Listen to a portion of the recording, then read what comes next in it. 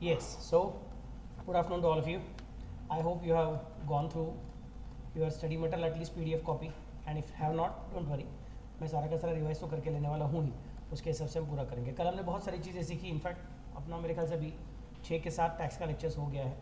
तो 2 घंटे का एक लेक्चर, 1 घंटे का एक लेक्चर, तो नंबर ऑफ लेक्चर्स थोड़े ज़्यादा हो जाते हैं, बट टोटली हम लोगों ने काफ़ी सारा बेसिक कंसेप्ट पूरा कर दिया है. Now we are approaching for the last part of basic concepts कि टैक्स कैसे कैलकुलेट किया जाता है और टैक्स कैलकुलेट करते करते क्या क्या फ़र्क पड़ता है.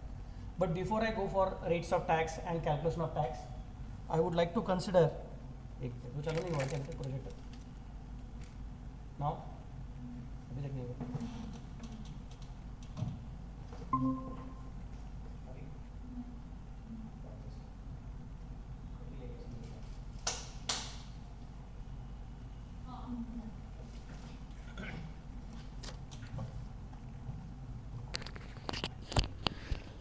Before we go for actual calculation of tax, एक बार फटाफट से रिवाइज करते हैं. हमको सबसे पहले क्या करना पड़ता है, हमेशा residential status and scope of total income check करने का रहता है. उसके बाद में नेक्स्ट स्टेप क्या रहता है अपना, अगर याद नहीं रहेगा तो चलो सामने चार्ट भी बना के रखा हुआ है, वो एक बार फटाफट से देख लेंगे. इंस्टीट्यूट के स्टडी मटेरियल में वो बहुत सारा डिटेल में दिया हुआ है, हमने उसका समरी चार्ट बना के रखा है अपने यहाँ पे. सबसे पहले क्या करना पड़ता है, steps in tax calculation, residential status and scope of total income check करो. बाद में heads of total income which are given under section 14, उसके अंदर कितने हेड्स है, 5 हेड्स है. कौन सा salary, house property, PGBP, capital gains and other sources. उसका वर्किंग करने का टाइम उसमें कुछ एग्जाम्पशंस है क्या, उसमें कुछ डिडक्शंस है क्या, वो याद रखो. और उसके बाद में उसका सबका इनकम कैलकुलेट करो. तो then you will get net salary income, net house property income, net PGBP, net capital gains and net other sources. एक बार वो मिल गया तो उसका सबका टोटलिंग करो. और टोटलिंग करने के पहले याद रखो कि अगर तुम्हारे इनकम में किसी और का इनकम क्लब हो सकता है तो वो भी क्लब करो.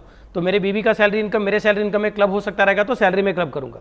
मेरी बीवी का हाउस प्रॉपर्टी इनकम मेरे हाउस प्रॉपर्टी इनकम में क्लब होता रहेगा तो हाउस प्रॉपर्टी में क्लबिंग करूंगा. सो क्लबिंग करते वक्त हम लोग रिस्पेक्टिव हेड के अंदर क्लबिंग करते हैं.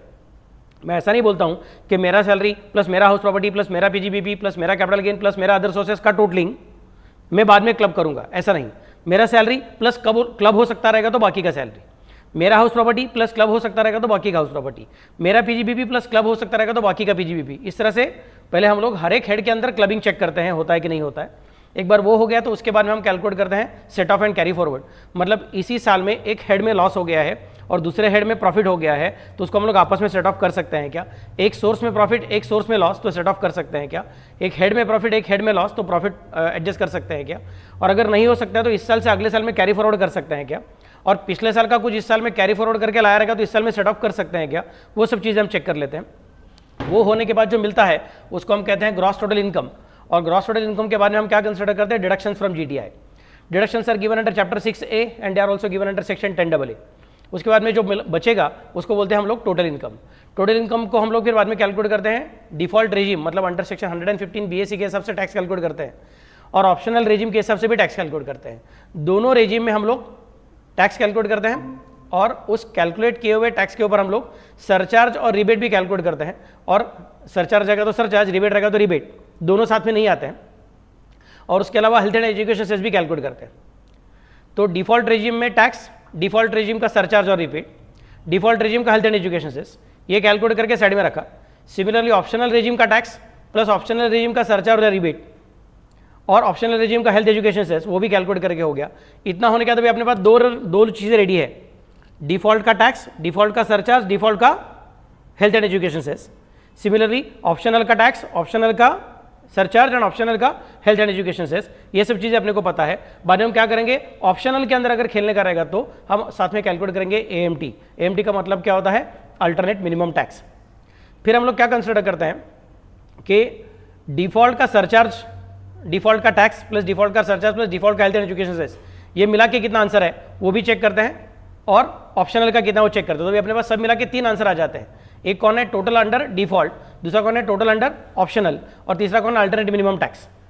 समझ मैं कैसे बोल रहा हूँ. फिर बाद में हम क्या कंसिडर करते हैं, ऑप्शनल का टोटल प्लस ऑप्शनल का alternate minimum tax, whichever is higher वो कंसिडर करते हैं. फिर ये whichever is higher and default का tax, whichever is lower that is going to be considered by us. So default का tax plus default का surcharge plus default का health education करके जो टोटलिंग आया हुआ है उस टोटलिंग को हम लोग डायरेक्टली ऑप्शनल रेजिम के tax plus surcharge plus health education के साथ कंपेयर नहीं करते. देखो मैंने इन दोनों को कंपेयर नहीं किया है.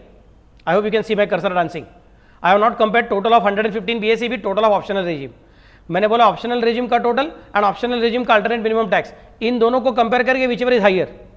फिर जो विच एवर इज हायर है उसको मैं 115 BAC के साथ कंपेयर करता हूँ and then I get to know what is beneficial for the assessee. फिर उसमें से एडवांस टैक्स और TDS अगर कुछ रहेगा तो माइनस करता हूँ, तो जो बचेगा उसको बोलते हैं हम लोग टैक्स पेबल और फिर टैक्स रिफंडेबल. सबको समझा मैं कैसे बोल रहा हूँ. This is the basic step और these are the steps which we already studied. Then we studied lot of different definitions. Definition के तरीके क्या है, इंक्लूसिव मतलब क्या, एग्जॉस्टिव मतलब क्या, इनकम का मतलब क्या 224, एसएससी का मतलब क्या 27 और बाद में पर्सन का मतलब क्या 231. कल ये जैन HUF का हमने प्रॉब्लम भी सॉल्व किया था अगर आपको याद रहेगा तो. आसाम का है तो क्या करने का, दायभागा एंड मिताक्षरा, ऐसा दो अलग अलग सिचुएशन था. दायभागा में क्या होता है, जब तक पिताजी स्वर्ग नहीं सिधारते हैं तब तक बच्चों को कोपार्सनरी का राइट नहीं मिलता है. They are the part of HUF but उनको कोपार्सनरी का राइट नहीं मिलता है. मिताक्षरा में जैसे ही बर्थ हो जाएगी वैसे उनको राइट्स मिल जाता है. तो ये सब चीज़ें अपना देख के हो गया था. उसके बाद में हमने देखा फिर प्रीवियस ईयर का मतलब क्या है और फिर प्रीवियस ईयर और असेसमेंट ईयर के अंदर का संबंध क्या है. फिर हमने बोला कि अभी 3 शब्द याद रखने के हैं, एक कौन फाइनेंशियल ईयर, एक कौन प्रीवियस ईयर और एक कौन असेसमेंट ईयर. फाइनेंशियल ईयर ये डबल रोल करने वाली चीज़ है, कभी वो प्रीवियस ईयर बन जाता है, कभी वो असेसमेंट ईयर बन जाता है. आने वाले साल का वो प्रीवियस ईयर रहता है और गुजरे हुए साल का वो असेसमेंट ईयर रहता है. ये सब चीज़ें अपना देख के हो गया था. फिर हमने ये भी देखा exceptions to the general rule के प्रीवियस ईयर का इनकम असेसमेंट ईयर में टैक्स हो जाएगा. उसमें 5 अलग अलग एक्सेप्शन थे, 172, 174, 174A, 175 एंड 176. कौन से थे, shipping business of non resident, बाद में पर्सन लिविंग इंडिया, बाद में AOP और BOI आर्टिफिशियल और juridical person form for a particular event और फॉर अ पर्टिकुलर पर्पस. उसके बाद में persons likely to transfer property to avoid tax and lastly discontinued business. इनका जिस साल में पैसा कमाया है उसी साल में आपको टैक्स भी भरना पड़ेगा, रिटर्न भी भरना पड़ेगा, असेसमेंट उसी साल में हो जाएगा. फिर असेसमेंट का मतलब क्या, इट इंक्लूड्स रीअसेसमेंट, वो भी देख के हो गया. एग्रीकल्चर इनकम का मतलब समझने के लिए हमने सेक्शन 2 सबसेक्शन 1A को पढ़ाई किया था और सेक्शन 10 सबसेक्शन 1 ने बोला कि अगर सेक्शन 2 सबसेक्शन 1 क्लॉज 1A के अंदर जो बोला हुआ है वैसा वाला एग्रीकल्चर इनकम तुम्हारे पास रहेगा तो 10(1) की ताकत यूज करके मैं उसको एग्जाम कर दूंगा. सो 10(1) एग्रीकल्चरल इनकम को डिफाइन नहीं करता है. 10(1) बोलता है 2(1)A के पास जाओ, एग्रीकल्चर इनकम का डेफिनेशन सीख के आ जाओ, उधर से जो इनकम एग्रीकल्चर है ऐसा क्लासीफाई करके हो जाएगा, उसको मेरे पास लेके आना, उसको मैं छोड़ दूंगा, बोलूंगा चल माफ किया. तो 10(1) की पावर डेफिनेशन नहीं है, 10(1) की पावर जो डिफाइन करके आ चुका है उसको एग्जाम करना है. और उसके हिसाब से कितने इनकम को एग्रीकल्चर इनकम बोला हमने डिफाइन किया था, 3 लोग. एक कौन सा, rent and revenue from agricultural land, दूसरा कौन सा, रिजल्ट ऑफ एग्रीकल्चरल एक्टिविटीज, और तीसरा कौन सा, रेंट फ्रॉम और इनकम फ्रॉम फार्म बिल्डिंग. फिर फार्म बिल्डिंग के इनकम में हमने देखा था वो उसको लैंड रेवेन्यू नहीं तो लोकल टैक्स एसेसिबल रहना चाहिए. अगर रहेगा और एग्रीकल्चर रहेगा तो काम खत्म, नहीं रहेगा तो इन दैट केस तुमको वो एरिया देखते बैठना पड़ता है, 2 किलोमीटर के बाहर है क्या, 6 किलोमीटर के बाहर है क्या, 8 किलोमीटर के बाहर है वगैरह वगैरह, अगर याद रहेगा तो. और एग्रीकल्चर एक्टिविटी वाला रहेगा तो इन दैट केस हमने बोला जनरल एग्रीकल्चर एक्टिविटी के अंदर क्या आता है, ग्रोइंग और उसके बाद का कंटिन्यूअस चीज़ें जो रहेगा वो. लेकिन वो एक कंटिन्यूटी में किया रहेगा तो ठीक, कंटिन्यूटी में नहीं किया रहेगा तो नहीं चलेगा. तो हम सिर्फ सॉर्ट करते हैं, हम सिर्फ पैकिंग करते हैं. अगर आप सिर्फ पैकिंग का काम करते रहोगे मैं बोलूँगा sorry, in that case it is not agriculture activity. नहीं सर मैं उधर खेत में ही पैकिंग करता हूँ तो it means it's a continuous part, तो फिर उसको एग्रीकल्चर एक्टिविटी बोलने को तैयार है. मैं खेत में ही सेपरेट करता हूँ, या बड़े वाले टमाटो है छोटे वाले टमाटो, तो मैं बोलूँगा सॉर्टिंग जो काम चालू है, ग्रेडिंग जो काम चालू है, पैकिंग जो काम चालू है वो तुम्हारे ग्रोइंग के साथ साथ ही आगे चलता रहेगा तो ठीक है, हम उसको बोलेंगे कि वो एग्रीकल्चरली है. लेकिन ग्रोइंग करके हो गया, उसको बाद में एग्रीकल्चर लैंड से दूर लेके हो गया, अब वो एग्रीकल्चर लैंड से दूर चला गया है, उधर जाने का तुम ग्रेडिंग, सॉर्टिंग, पैकिंग, लेबलिंग ऐसा कुछ अलग अलग चीजें करते रहोगे, मैं बोलूँगा now it is not agriculture activity. वो कंटिन्यूटी में रहेगा तो एग्रीकल्चर है, अगर वो सेपरेट किया रहेगा तो एग्रीकल्चर नहीं है. लेकिन सर मैं कंटिन्यूटी में कर रहा हूँ और कंटिन्यूटी में सिर्फ ग्रेडिंग, सेपरेशन, पैकिंग यही नहीं कर रहा हूँ, बल्कि मैं साथ में कुछ एक्स्ट्रा मैन्युफैक्चरिंग प्रोसेस भी कर रहा हूँ. तो मेरे पास जो भी इनकम आएगा वो मेरे एग्रीकल्चरल प्रोडक्शन की वजह से नहीं है, बल्कि एग्रीकल्चरल प्रोडक्शन को किसी और चीज़ में कन्वर्ट करने की वजह से है. तो फिर उस इनकम को कैसे क्लासिफाई करने का, हम बोलते हैं ठीक है, इन दैट केस आपको क्या चिंता करनी पड़ेगी, रूल 7 नहीं तो 7A नहीं तो 7B नहीं तो 8 की तरफ देखना पड़ेगा. रूल 8 मतलब कौन है, चाय वाला.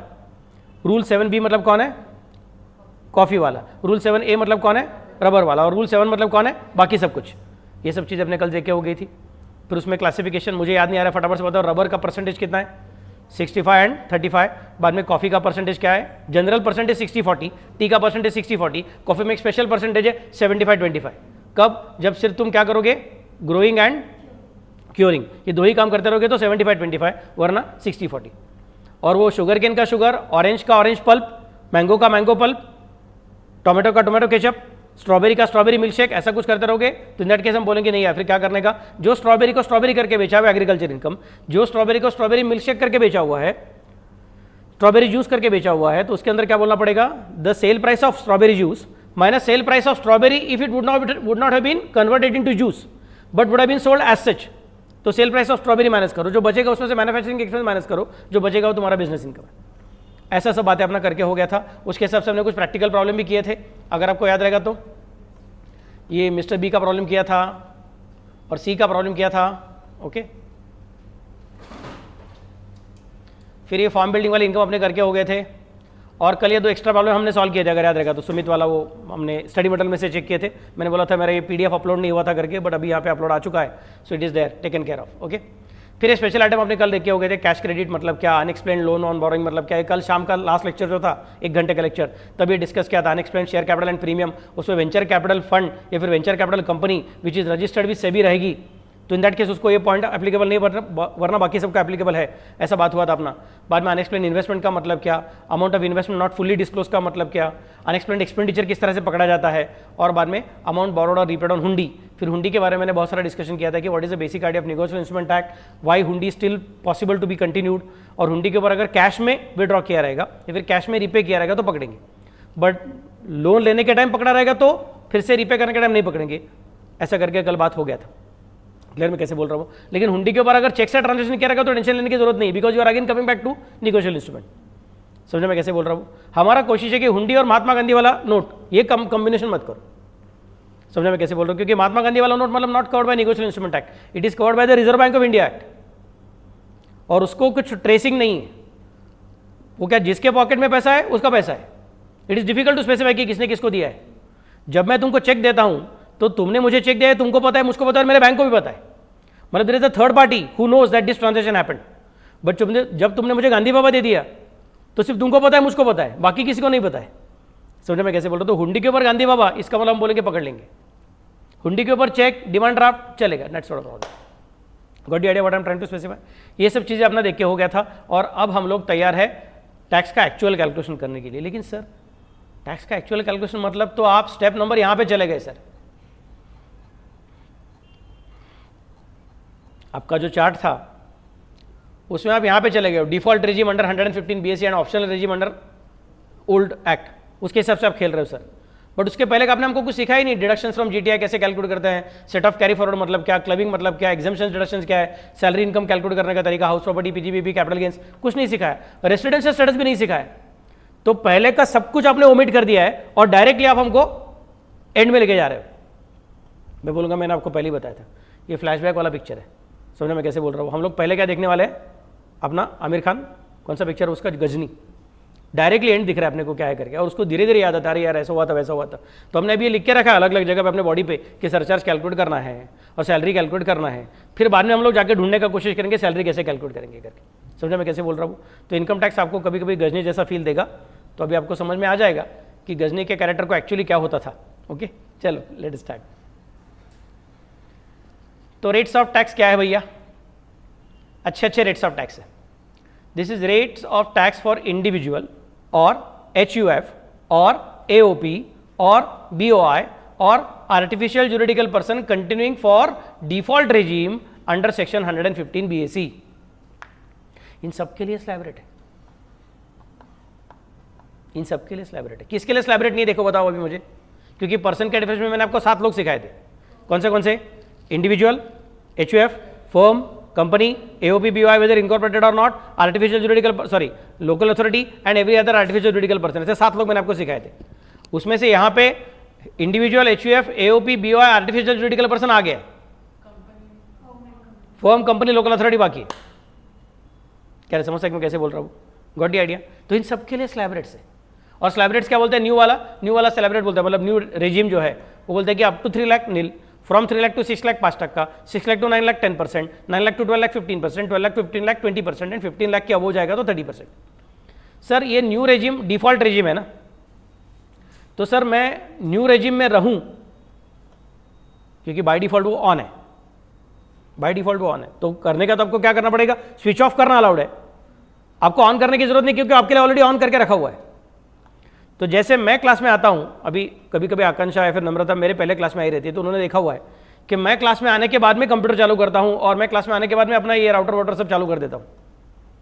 लेकिन आपने ये भी देखा रहेगा कि साइली मैडम आती है या फिर नीरज सर आते हैं, तो उनको कंप्यूटर चालू करने की जरूरत नहीं पड़ती, वो बाय डिफॉल्ट ऑन रहता है, उनके लिए बाय डिफॉल्ट ऑन है। उनको करना पड़ेगा तो क्या करना पड़ेगा, ऑफ करने का रहेगा मैक्सिमम, मुझे ऑन करना पड़ता है, because by default it is off for me and I am required to switch it on. समझ मैं कैसे बोल रहा हूँ, गॉट द आइडिया। वैसे हम सब लोगों को जैसे हम इनकम टैक्स में अंदर जाएंगे, बाय डिफॉल्ट ऑन क्या रहेगा, डिफॉल्ट रेजिम, मतलब कौन सा वाला 115 BSE, मतलब कौन सा वाला 0 to 3 लाख छोड़ दो, 3 लाख के ऊपर 5%, कब तक 6 लाख तक, 6 लाख के ऊपर 10%, कब तक 9 लाख तक, ऐसा करते करते करते करते आगे जाने को मिलता है। समझे मैं कैसे बोल रहा हूँ, ये बाय डिफॉल्ट रहता है। लेकिन सर मुझे नहीं अच्छा लगा, मेरा टैक्स ज़्यादा आ रहा है इसके अंदर, मुझे वो डिफॉल्ट रेजिम नहीं अच्छा लगता है, मुझे ऑप्शनल रेजिम में जाने का मन करता है। तो मैं कब डिसाइड कर सकता हूँ, साल के शुरुआत में, के साल के बीच में, के साल के एंड में।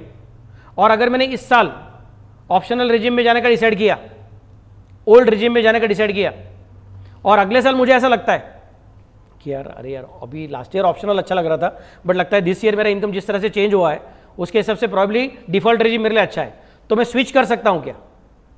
और अगर मैंने स्विच करके हो गया, फिर तीसरा साल आ गया और तीसरा मुझे लग रहा है अरे यार अभी ऑप्शनल मजा आ रहा है, तो फर्स्ट ईयर में ऑप्शनल में टैक्स कम था इसलिए ऑप्शनल चूज किया, सेकंड ईयर में डिफॉल्ट में टैक्स कम था इसलिए डिफॉल्ट चूज किया, और अभी थर्ड ईयर में फिर से ऑप्शनल में टैक्स कब आएगा ऐसा नजर आ रहा है, तो कैन आई स्विच बैक, मतलब can I jump every year. Question समझ में आया क्या है करके, दैट इज अ क्वेश्चन।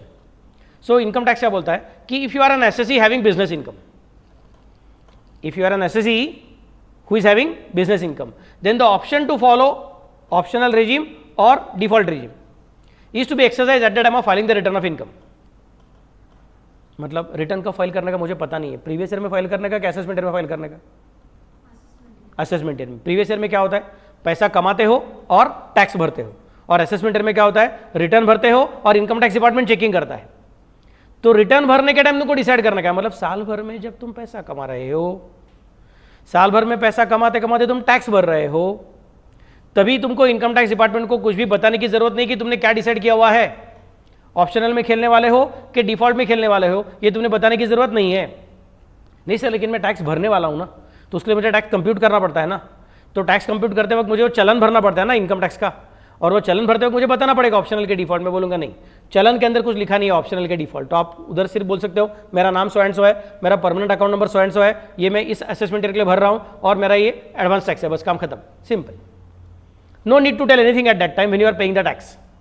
फिर साल खत्म होने दो, फिर तुम्हारा रिटर्न भरने का डेट आएगा। अब रिटर्न भरने का जब डेट आएगा तब रिटर्न भरते वक्त डिसाइड करो कि तुमको ऑप्शनल करना है कि डिफॉल्ट करना है। समझे मैं कैसे बोल रहा हूं, मतलब आपको साल भर पूरा कंप्लीट करने के बाद में डिसाइड करने का चांस दिया है, देयर इज नो प्रॉब्लम। मतलब ये तो ऐसा हो गया कि सीएन स्टूडेंट ने क्या कर दिया, ओल्ड सिलेबस न्यू सिलेबस, और बोला पढ़ाई करने का टाइम जैसा चाहिए वैसा पढ़ाई करो, एग्जाम देने का फॉर्म देने का टाइम डिसाइड करो कि तुमको ओल्ड सिलेबस के हिसाब से पढ़ एग्जाम करना है कि न्यू सिलेबस के हिसाब से एग्जाम करना है। ऐसा इंस्टीट्यूट ने अगर दिया तो क्या होगा, वैसा इनकम टैक्स ने अपने को दिया हुआ है। इंस्टीट्यूट ने ऐसा दिया नहीं बाबा लोग, बट इनकम टैक्स ने दिया हुआ है।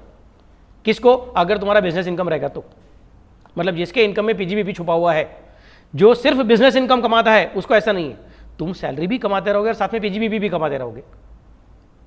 समझ मैं कैसे बोल रहा हूं, तुम पीजीबीपी भी कमा रहे हो और साथ में अदर सोर्सेज भी कमाते रहोगे, चलेगा हमको कुछ प्रॉब्लम नहीं, we are ready to accept that particular thing. लेकिन आपके टोटल इनकम के अंदर अगर पीजीबीपी का थोड़ा भी हाथ है तो आपको ये प्रोविजन एप्लीकेबल है। नहीं सर मेरा पीजीबीपी एक्चुअली लॉस में है और बाकी के इनकम मेरा पॉजिटिव वाला है, मैं बोलूंगा वो दैट इज ओके, बिकॉज हमने ऑलरेडी बोल कर रखा है इनकम इंक्लूड्स लॉसेस। हमने कभी नहीं बोला था कि इनकम मतलब it should always be positive income. हम सिर्फ इतना बोल रहे हैं कि अगर आपके इनकम में पीजीबीपी का कुछ कंट्रीब्यूशन रहेगा, पीजीबीपी का हाथ रहेगा, वो पॉजिटिव है कि निगेटिव है, बड़ा है कि छोटा है, उससे कुछ फर्क पड़ता नहीं है। अगर आप पीजीबीपी वाला इनकम कमाते हो तो इन दैट केस आपको साल के एंड में, इनफैक्ट साल खत्म होने के बाद अगले साल में रिटर्न भरने के टाइम आपको चूज करना पड़ेगा कि डिफॉल्ट रेजिम में कंटिन्यू करोगे कि ऑप्शनल रेजिम में स्विच करके जम मारोगे। लेकिन थोड़ा गड़बड़ हो गया, सेंटेंस मुझे चेंज करना पड़ेगा एक बार, क्योंकि ये पुराना सिस्टम के हिसाब से सेंटेंस है। एक बार तुमने स्विच करके हो गया, sir current year I have decided that I want to continue with default, I have decided that I want to continue with default. तुम बिजनेस इनकम वाले हो और करंट ईयर में तुमने डिफॉल्ट रेजिम सिलेक्ट कर लिया, तो अभी इसके आगे तुमको फिर से ऑप्शनल रेजिम में डांस करने का ताकत नहीं है, खत्म। तो दैट मीन्स आपको ये लाइफ टाइम में एक ही बार मिलने वाला चांस है। बिजनेस इनकम कमाने वाले लोगों को लाइफ टाइम में एक ही बार मिलने वाला चांस है। मोमेंट यू डिसाइड दैट अभी बस मैं डिफॉल्ट में हूँ, अभी आपको वापस ऑप्शनल में जाने का चांस नहीं मिलेगा। समस्या मैं कैसे बोल रहा हूँ, I am repeating again, business वाले लोगों को ये चांस हर साल वापस आगे पीछे पीछे आगे पीछे ऐसा करने को नहीं मिलता। बिजनेस वालों को एक तो डिफॉल्ट नहीं तो ऑप्शनल, और जैसे ही तूने डिफॉल्ट डिसाइड किया अब ऑप्शनल में जाने का चांस नहीं है। नहीं सर मैंने ऑप्शनल डिसाइड किया हुआ है, ठीक है, फिर अगले साल मैं फिर से चेक कर सकता हूँ ऑप्शनल के डिफॉल्ट, मैं फिर से ऑप्शनल चूज करता हूँ, फिर से उसके अगले साल भी ऑप्शनल डिफॉल्ट खेलने को मिलेगा। और ऐसा सोचते सोचते किसी एक साल में तूने बोल दिया बस अब डिफॉल्ट तो खत्म, अब अगले साल फिर से पूछने को नहीं आने का, अभी कंटिन्यूसली आगे डिफॉल्ट ही रहेगा आपके लिए। ये किसके लिए, बिजनेस इनकम वालों के लिए। दूसरा कौन सा है, other assessee. So decision to be taken at the time of filing the return of income can be change every year. और इनफैक्ट अगर तुम सैलरी वाले एसएससी हो, सिर्फ सैलरी वाले, तो तुम्हारा एडवांस टैक्स भरने का ज़्यादा जिम्मेदारी नहीं रहता है।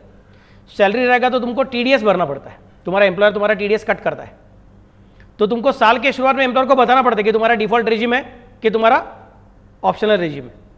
लेकिन तुमने साल के शुरुआत में मतलब इनकम कमाने के शुरुआत में अप्रैल महीने में ही बोल दिया एम्प्लॉयर को कि मुझे डिफॉल्ट में रहना है, और उसके हिसाब से तुमने डिफॉल्ट के हिसाब सबका टीडीएस कट करना चालू कर दिया, और साल खत्म होने के बाद आपको लगा यार डिफॉल्ट के मुकाबले ऑप्शनल अच्छा था, तो तुम बाद में फिर से वो रिटर्न भरने के टाइम चेंज कर सकते हो। सर अगले साल फिर से चेंज कर सकते हो, हाँ कर सकते हो। सैलरी वाले को बार बार चेंज करना अलाउड है, और उसको तो 2 बार चूज करने को मिलता है साल में, हर बार। Number 1 at the beginning of the year when you are telling it to your employer under which regime you want to go for, so that the employer can start deducting your TDS. And number 2, at the time of filing of return of income, again you can decide whether you want to continue with your original decision or you want to change that decision. Salary वालों को मजा है, 2 बार choose करने को मिलेगा, और ऊपर से हर साल ऐसा चेंज करने को मिलेगा। समझ में कैसे बोल रहा हूँ। और साल के शुरू में जो डिसाइड किया था वो रिटर्न तक फॉलो करना ही पड़ेगा, ऐसा कुछ कंपल्सरी नहीं। बाद में अभी साल भर टीडीएस वैसा होने दो, बट रिटर्न भरने के टाइम फिर से दूसरा रिजीम कंसिडर करता हूँ, चलेगा। किसको, सिर्फ सैलरी वाले को, बट उसको सैलरी के साथ पीजीबी भी रहेगा तो फिर गया, क्योंकि पीजीबी भी रहेगा तो ऊपर का रूल क्या बोलता है, only at the time of filing the return of income you are suppose to decide that particular thing, and once you decide to continue with optional you can change again in the next year, you can change again in this, but the moment you decide to go for default your right to change is gone. समझे मैं कैसे बोल रहा हूँ, got the idea. घर के बच्चे समझा करें? Yes, sir. Okay very good. चलो अब देखेंगे illustration number 3। Mister x has a total income of ₹16 lakh for the previous year of 23-24 comprising of income from house property and interest on fixed deposit. Compute his tax liability for assessment year of 24-25 under the default tax regime under section 115 BAC. तो अपने राजा mister x का total income कितना है, 16 लाख है। देखो भैया अपने को टोटल इनकम दे दिया है, मतलब if you remember my format, अपना जो स्टेप्स है, ये कौन सा पेज पे है, 4 नंबर पेज पे ना, हम यहाँ पे पहुँच गए। यहाँ पे टोटल इनकम 16 लाख है, इसके पहले का सब स्टेप्स करके हो गया, ऐसा सोचो। समझे मैं कैसे बोल रहा हूँ। तो don't worry about that sir, residential status क्या मत सोचो, वो सब करके हो गया। जीटीआई भी हो गया, डिडक्शन फ्रॉम जीटीआई भी हो गया, टोटल इनकम तक पहुँच गए तुम लोग। क्लियर में कैसे बोल रहा हूँ। तो उसका टोटल इनकम का आंसर कितना है, 16 लाख है। और अभी अपना हीरो बोलता है कि बाबा मुझे पेज नंबर 14 पे जाना है, पेज नंबर 15 है क्या, ओके हाँ। और बोल रहा है कि सर मैं डिफॉल्ट टैक्स रेजिम में रहना चाहता हूँ। क्लियर में क्या बोल रहा हूँ, please tell me can he change his position from default to optional in the next year.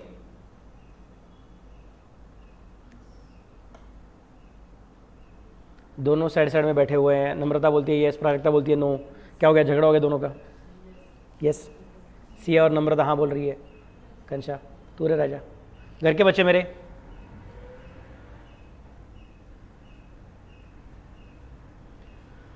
घर के बच्चे बोलो रे फटाफट। यस प्राजक्ता ने पार्टी बदल दिया। Yes, sir. Yes, sir. क्यों, क्योंकि उसका पीजीबीपी नहीं है। पीजीबीपी रहता तो उसको चेंज करने को नहीं मिलेगा, डिफॉल्ट के बाद में अगले साल चेंज करने को नहीं मिलेगा। अभी इसने डिफॉल्ट चूज किया है, बट इसका पीजीबीपी नहीं है, मतलब वो अगले साल फिर से एक बार चेंज कर सकेगा। ओके नेक्स्ट, फिर बोलेंगे अभी उसका इनकम 16 लाख है, टैक्स बताओ। मैं बोलूँगा अप टू 3 लाख। इनकम कितना पकड़ना पड़ेगा, 3 लाख। जस्ट अ मिनट है, इधर एक छोटा सा टाइपिंग मिस्टेक है, 3 लाख चाहिए मुझे यहाँ पे, 3,15,000 नहीं चाहिए।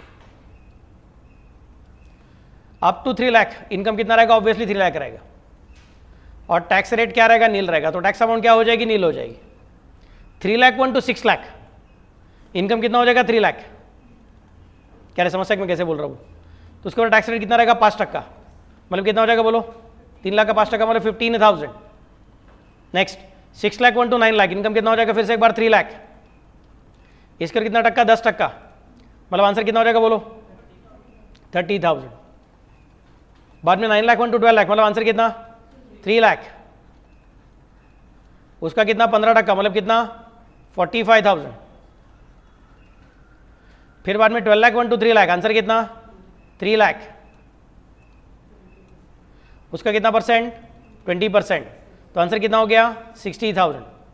अब वो 15 लाख कितना, उसका 1 लाख है। सर आपको कैसे समझा, क्योंकि सब मिला के टोटलिंग मुझे 16 लाख कर रहे हैं, सब मिला के टोटलिंग मुझे 16 लाख करना है। मेरा इनकम का हिसाब कितना लग गया 1 2 3 4 5 बार 3 लाख, मतलब 15 लाख का हिसाब लग गया, तो बच गया कितना 1 लाख। 1 लाख प्रॉब्लम ने नहीं दिया था, मैंने बैलेंसिंग फिर कैलकुलेट किया है। Since the total answer is 16 lakh and first 5 different slabs are completed, 6 slab is only consisting of 1 lakh rupees. Clear, तो 1 लाख का कितना परसेंट 30%, मतलब कितना हो जाएगा 30,000। तो टोटलिंग कितना आएगा बोला आपका 1,80,000, ओके 1,80,000। और फिर मैंने आपको क्या सिखाया है, गवर्नमेंट क्या बोलेगा, रिबेट कब मिल सकता है डिफॉल्ट रेजिम में, अगर तुम्हारा इनकम 7 लाख से कम रहेगा तो ही मिलेगा। अपना राजा 16 लाख के पहुंच गए, 7 लाख के अंदर है ही नहीं, तो इसको रिबेट मिलेगा कि नहीं मिलेगा, नहीं मिलेगा। सरचार्ज कब लगता है, 50 लाख के ऊपर जाओगे तो लगता है, उसका 50 लाख तक नहीं गया तो उसको सरचार्ज भी लगने वाला नहीं है। अभी इसी के ऊपर क्या कैलकुलेट करना पड़ेगा, health and education cess calculate करनी पड़ेगी। क्लियर मैं कैसे बोल रहा हूँ, तो 4% हेल्थ एंड एजुकेशन सेस 1,80,000 का 4% बोलो कितना, सॉरी 7,200, मतलब टोटल अमाउंट कितनी हो जाएगी 1,87,200। सर नहीं आप भूल गए, आपने AMT कैलकुलेट नहीं किया है, अल्टरनेट मिनिमम टैक्स। AMT किसको सोचना पड़ता है, जो ऑप्शनल रेजिम में खेलते हैं उनको मिलता है, ये तो डिफॉल्ट रेजिम में खेल रहे हैं। और ऑप्शनल में भी सबको नहीं कैलकुलेट करना पड़ता है, जो लोगों ने एक तो इन्वेस्टमेंट रिलेटेड, नहीं तो प्रॉफिट रिलेटेड, टर्नओवर रिलेटेड कुछ कंडीशंस पूरा किया रहेगा तो ही उसको रहता है, वरना नहीं है। सो AMT का झंझट सबको नहीं आता, डोंट वरी, इसको तो दूर दूर तक नहीं आएगा क्योंकि डिफॉल्ट में चला गया है। समझा मैं कैसे बोल रहा हूँ, तो इसका आंसर क्या है 1,87,200। क्लियर, चलो फटाफट से लिख के ले लो, चाहे तो वहाँ पे लिख के रखो, अपना प्रेजेंटेशन का पेज नंबर 15 है, या फिर अपना PDF जो तुमको मैं भेज रहा हूँ उसका पेज नंबर 15 है, और तुम्हारे CA इंस्टीट्यूट के स्टडी मटेरियल का इलस्ट्रेशन नंबर 3 है।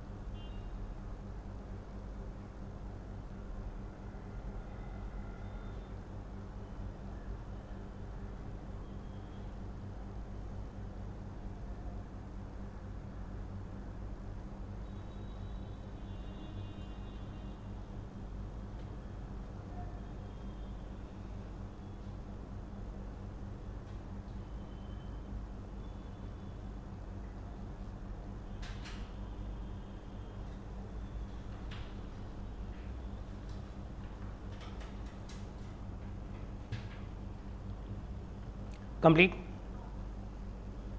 हेल्थ एजुकेशन भी ले लिया।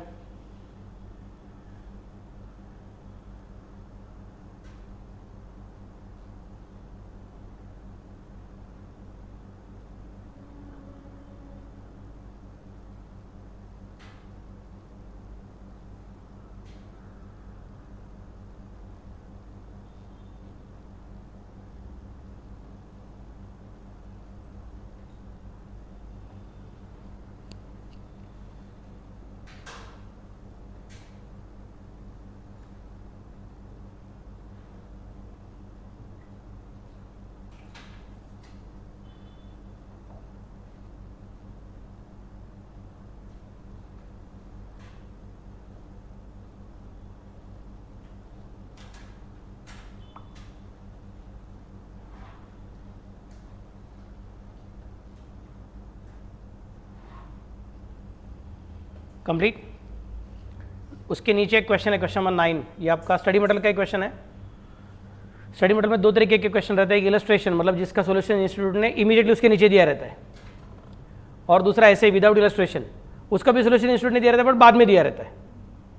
सो इंस्टीट्यूट सबका सोल्यूशन देती है, बट एक क्वेश्चन के नीचे सोल्यूशन और एक सब क्वेश्चन साथ में और बाद में सब सोल्यूशन साथ में ऐसे देती है। ये सोल्यूशन साथ में देने वाला पॉइंट है क्वेश्चन नंबर 9। अब मैं इसको मदद नहीं करूंगा, आपको खुद को दिमाग चलाने का है, कितना आंसर आएगा बताने का है।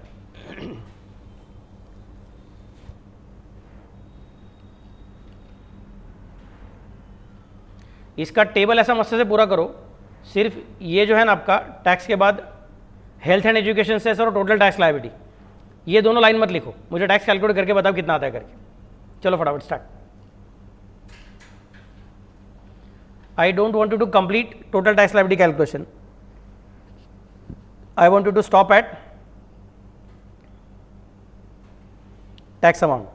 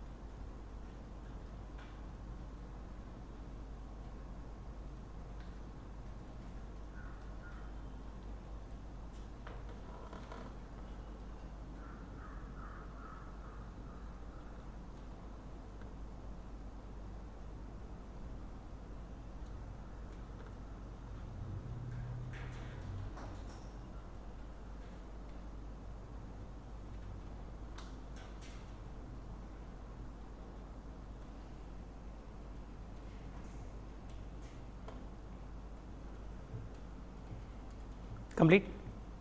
कितना है बोला आंसर? 12,52,500 ऐसा नम्रता बोलती है। आकांक्षा का कितना है आंसर? 12,04,500 11,02,500। मेरे ख्याल से अगर तुम 51,75,000 बोलते हो तो इधर देखो ना, ये तो सेम रहेगा, ये भी सेम रहेगा, ये भी सेम रहेगा, ये भी सेम रहेगा, ये भी सेम रहेगा, सिर्फ ये चेंज होगा ना, ओनली दिस विल चेंज। समझेगा मैं क्या बोल रहा हूँ? ओके, इसके अंदर क्या फ़र्क पड़ेगा? 15 लाख के ऊपर कितना है तो तुम्हारा 51,75,000 माइनस 15 लाख करना पड़ेगा। कितना आंसर आएगा बोलो? 36,75,000 का 30% निकालना पड़ेगा। वो कितना आएगा? 11,02,500। तो आकांक्षा अगर इसका ही आंसर 11,02,500 है और इसके ऊपर सब लोग 15 + 30 मतलब 45 + 45 मतलब 90 + 60 मतलब 1.5 लाख इधर ही होता है ऊपर का। तो ये 11,02,500 प्लस 1.5 लाख मतलब 12,52,500 आंसर आना चाहिए। समझे क्या? मैंने क्या बोला कि कहाँ तक कैलकुलेट करने का, टैक्स तक कैलकुलेट करने का, आगे का वर्किंग नहीं करने का करके मैंने बोला। समझे क्या? और वो क्यों बोला? उसके लिए बोला कि मुझे सरचार्ज सिखाना है। पहले प्रॉब्लम में जो इलस्ट्रेशन नंबर 3 था उसका आंसर 50 लाख के अंदर था, उसको सरचार्ज नहीं था।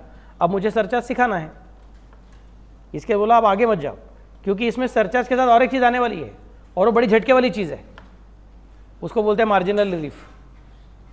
समझे मैं कैसे बोल रहा हूँ? ओके, और वो कब आता है, कैसे आता है, अपने को सीखने का। तो अभी आपने बना के रखा हुआ है, उसके नीचे कम से कम 8 से 10 लाइन छोड़ दो। ये क्वेश्चन नंबर 9 आपने जो बना के रखा हुआ है ना, उसके नीचे कम से कम 8 से 10 लाइन ब्लैंक छोड़ दो और आगे जाएंगे। याद रखेंगे कि उसको अपने को सॉल्व करने का बाकी है। उसके पहले हम लोग एक बार डिफॉल्ट रेजिम को छोड़ के अगर हम वापिस जाते हैं अपने ओल्ड रेजिम में तो अपना आंसर कैसे रहेगा? तो यहां पे answer depends on the age of the assessee. If the SSC is below 60 years then there are different rates. If the SSC is 60 years and above but below 80 years then there are different rates. And if the SSC is above 80 years then there are different rates. समझा मैं कैसे बोल रहा हूँ? Okay, सो अगर suppose आपका hero जो है वो 60 साल के नीचे वाला है तो बोलेंगे भैया आपको पहले 2.5 लाख तक, सिया मैडम देख लो ना प्लीज़, आपको पहले 2.5 लाख तक नील टैक्स, बाद में 2.5 लाख 1 से 5 लाख तक 5% का टैक्स, बाद में 5 लाख 1 से 10 लाख तक 20% का टैक्स और 10 लाख 1 एंड अबव के ऊपर 30% का टैक्स लगेगा। तो मतलब अगर आप इस स्लैब रेट में रहोगे पहले वाले, आपका 2.5 लाख से इनकम कम है तो आपको टैक्स 0 आने वाला है। आप यहाँ पे जाओगे तो आपका मैक्सिमम टैक्स 12,500 आएगा। सर मैक्सिमम टैक्स मतलब क्या? 5 लाख माइनस 2,50,000 मतलब बराबर से 2,50,000 रुपीज़ होता है। 2,50,000 का 5% कैलकुलेट किया तो 12,500 होता है। तो जिसके अंदर एग्जैक्टली 5 लाख है उसका टैक्स कितना हो जाएगा? 12,500 का हो जाएगा maximum tax of this slab rate. समझे मैं कैसे बोल रहा हूँ? यहाँ पे जाओगे तो उसका टैक्स कितना होगा? 10 लाख माइनस 5 लाख मतलब आंसर कितना होगा? 5 लाख। 5 लाख का 20% मतलब कितना हो जाएगा? 1 लाख। तो यहाँ पे पहुँचने वाले आदमी का एक्चुअल टैक्स कितना रहेगा मालूम है? ये 1 लाख भी रहेगा और ये 12,500 भी रहेगा, क्योंकि अगर तुम्हारा आंसर 10 लाख है तो तुमने पहला स्लैब रेट भी पूरा किया, दूसरा भी पूरा किया, तीसरा भी पूरा किया, और पहले की वजह से आपका टैक्स कितना है? नील, दूसरे की वजह से 12,500 और तीसरे की वजह से 1 लाख, मतलब आपका टैक्स कितना हो जाएगा? 1,12,500। कह रहे समझ सकते मैं क्या बोल रहा हूँ? जैसे अभी हमने 3 लाख तक नील, बाद में आगे का 15,000, बाद में 30,000, बाद में 45,000 ऐसे ऐड करते गए ना। समझे मैं क्या बोल रहा हूँ? वैसे यहाँ पे उसका 12,500 और 1 लाख हो जाएगा। और 30% के ऊपर जो रहेगा उसको अपने को कितना लगाना है? सीधा, सॉरी 30% के ऊपर नहीं, 10 लाख के ऊपर रहेगा उसको अपने को कितना लगाना है? सीधा 30%। समझे मैं कैसे बोल रहा हूँ? Then comes an next part. 60 साल के ऊपर रहेगा लेकिन 80 साल के अंदर रहेगा तो क्या कंसिडर करने का? मैं बोलूँगा up to 3 lakh nil, up to 2,50,000 nil नहीं, अप टू 3 लाख नील, फिर 3 लाख 1 to 5 लाख, मतलब अपर लिमिट वही रखा। सेकंड स्लैब जो है 5% का स्लैब जो है उसका अपर लिमिट कितना था? 5 लाख था, वो वही रखा, बट उसका लोअर लिमिट कितना था? 2,50,000 था, उसको कितना कर दिया? 3 लाख कर दिया। समझे मैं कैसे बोल रहा हूँ? तो यहाँ पे मैक्सिमम आंसर कितना था? 12,500 आता था, क्योंकि 5 लाख माइनस 2,50,000 मतलब होगा कितना? 2,50,000। 2,50,000 का 5% मतलब कितना हो गया? 12,500 हो गया। क्या समझ सकते मैं कैसे बोल रहा हूँ? यहाँ पे आंसर क्या आएगा? 5 लाख माइनस 3 लाख मतलब 2 लाख। 2 लाख का 5% मतलब कितना हो जाएगा? 10,000। So maximum amount is 10,000। अगला वाला 1 लाख वैसे ही रहेगा, मतलब सब मिला के 1,10,000 हो जाएगा फिर, और उसके आगे 30% जैसे वैसे ही। मतलब जो चेंज किया है सिर्फ किसमें किया है? फर्स्ट स्लैब का अपर लिमिट चेंज किया है, मतलब सेकंड स्लैब का लोअर लिमिट चेंज किया है। क्या समझ सकते मैं कैसे बोल रहा हूँ? और अगर अपने हीरो का उम्र 80 साल के ऊपर रहेगा तो क्या करने का, फिर बोला अप टू 5 लाख नील, मतलब फर्स्ट स्लैब और सेकंड स्लैब मिक्स कर दिया actually speaking, 0 to 2,50,000, 2,50,000 to 5 lakh, ये जो लॉजिक था उसको हटा के सीधा 0 to 5 लाख बोल दिया नील। तो यहाँ पे 12,500 था, यहाँ पे 10,000, यहाँ पे नील हो जाएगा, वो 5 लाख तक नीली टैक्स आता है। और उसके ऊपर रहेगा तो बाद में 1 लाख और बाद में आगे 30% रहेगा, जैसे का वैसे। 1 लाख रहेगा ऐसा नहीं, मैक्सिमम अमाउंट इज 1 लाख। तो उसका इनकम अगर 6 लाख रहेगा तो हम क्या बोलेंगे, 6 लाख माइनस 5 लाख मतलब होगा कितना, 1 लाख। 1 लाख और कितना टक्का, 20%, मतलब उसका 20,000 का टैक्स आएगा। बच्चों लोग घर जाके कुछ अलग सोचते रहते हैं। हाँ सर ने बोला है सेकंड स्लैब मतलब हमेशा 1 लाख आता है, हमेशा 1 लाख नहीं आता है, मैक्सिमम 1 लाख तक जा सकता है, ऐसा मैंने बोला है। क्या समझ सकते मैं कैसे बोल रहा हूँ, जो मैंने बोला है वही समझने का, जो मैंने बोला नहीं वो सोचने का नहीं। मैंने बोला कि अगर सेकंड स्लैब को क्रॉस करके आगे जाओगे तो सेकंड स्लैब अपना 1 लाख रुपये डाल के रखेगा, बोलेगा मैं 1 लाख रुपये दे दूँ। समझा मैं कैसे बोल रहा हूँ। आप कभी मुंबई पुणे एक्सप्रेस वे से आए कि नहीं मुझे पता नहीं है, लेकिन अगर आप मुंबई पुणे एक्सप्रेस वे से सपोज चलते हो, मुंबई से आते हो और खोपोली वहाँ नीचे उतर जाते हो, खोपोली के वहाँ पे, तो आपको पूरा टोल नहीं भरना पड़ेगा, आपको कम टोल भरना पड़ेगा, क्योंकि आपने पूरा एक्सप्रेस वे यूज़ नहीं किया है। आपने शायद उसमें से पूरा एक्सप्रेस वे से 100 किलोमीटर का है, आपने उसमें से शायद सिर्फ 25 किलोमीटर फिर 30 किलोमीटर यूज़ किया, तो आपको उसके हिसाब से टोल कम लगेगा। समझ मैं कैसे बोल रहा हूँ। आप लोनावाला में नीचे उतरे तो आपको टोल कम लगेगा, और आप तड़ेगांव को क्रॉस करेगा आपको पूरा टोल लगने वाला है फिर इन दैट केस। समझो मैं कैसे बोल रहा हूँ। वैसे अगर आप खोपोली के वहाँ से ऊपर चढ़ोगे तो इन दैट केस आपको टोल कम लगने वाला है, और आप मुंबई से आगे आपको टोल ज़्यादा लगने वाला है। समझा मैं कैसे बोल रहा हूँ। So it changes. आप लोनावाला से ऊपर चढ़ के आओगे तो इन दैट केस आपका टोल अलग रहेगा। समझो मैं कैसे बोल रहा हूँ। वैसे यहाँ पे बाबा लिमिट क्या है, मैक्सिमम लिमिट क्या है, आप पूरा जो सेकंड स्लैब है, पूरा फर्स्ट स्लैब है, उसको क्रॉस करते हो तो मैक्सिमम क्या होगा वो बता रहे हैं हम लोग। लेकिन आप बीच में उतर जाओगे तो इन दैट केस आपको कम टैक्स लगेगा, कम खत्म। Got the idea. अब इसमें एक छोटी गड़बड़ है सर, 60 साल का आदमी मतलब क्या, अगर मैं साल के बीच में 60 साल पूरा हो गया तो कि फर्स्ट डे को ही होना चाहिए, 1 अप्रैल को 60 साल पूरा होना चाहिए क्या, कैसे कंसिडर करने का, which year I will be given the chance to say that मुझे अभी 2.5 लाख में मत पकड़ो बल्कि मुझे 3 लाख तक छोड़ दो। तो सीबीडीटी ने कुछ इशू किया है। सीबीडीटी क्या इशू करता है, इनकम टैक्स एक्ट के इनकम टैक्स रूल्स के सर्कुलर्स। तो सीबीडीटी का सर्कुलर है। समझा मैं कैसे बोल रहा हूँ। This is not given in income tax act, this is not given in income tax rules, it is given in CBDT का सर्कुलर। सो मैंने आपको क्या बोला है, सीबीडीटी का circulars is not the statement of law, if you want you can challenge it, but many times you will find it is beneficial, you will follow it. तो ये अच्छा वाला सर्कुलर है, प्यार से बात करते हैं अपने को। CBDT has clarified that a person born on 1 April would be considered to have attend particular age on 31 March, the day preceding the anniversary of his birthday. मतलब अगर मेरा बराबर जन्म 1 अप्रैल को हुआ रहेगा तो मेरा 60 साल पूरा कब होगा, जिस साल में मेरा जन्म हुआ था उसके बाद में जब मैं 31 मार्च आएगा ना तब मेरा 60 साल पूरा होगा, ऐसा कंसिडर करने का रहेगा। Okay. In particular the question of attainment of age of eligibility for considering the senior और वेरी सीनियर सिटीजन, मतलब 60 साल एज वेल एज 80 साल भी, okay, would be decided on the basis of the above criteria. Therefore, a resident individual whose 60th birthday falls on 1st April 24, whose 60th birthday falls on 1st April 24 would be treated as having attained age of 60 years in the previous year of 23-24, not 24-25.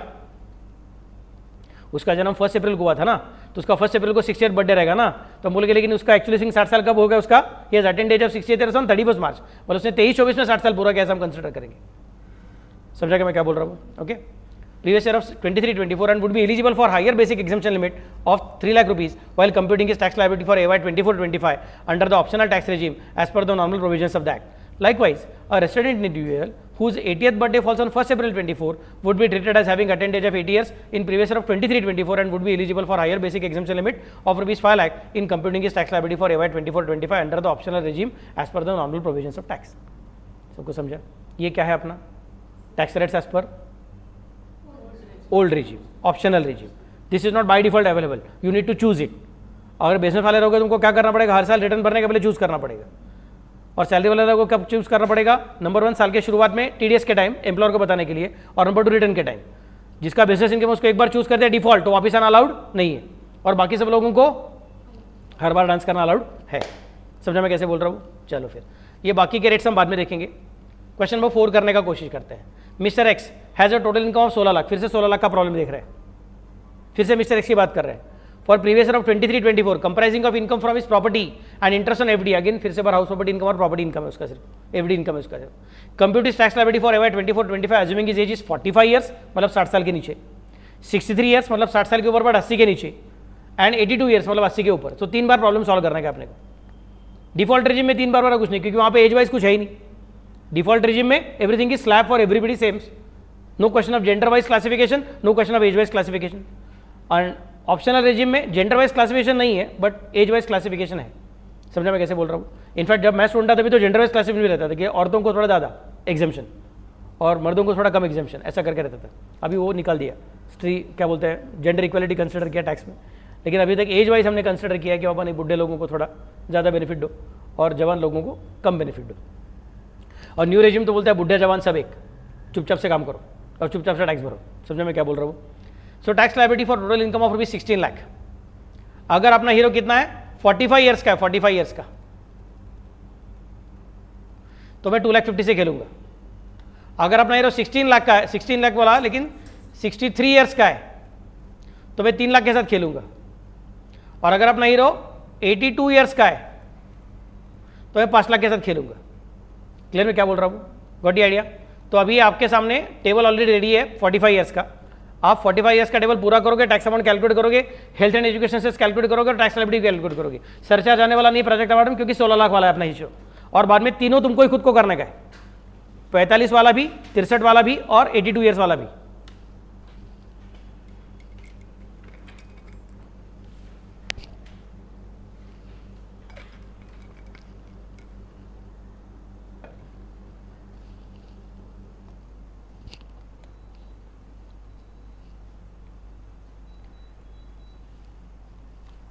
प्राथमिकता change किया मैंने, tension मत ले.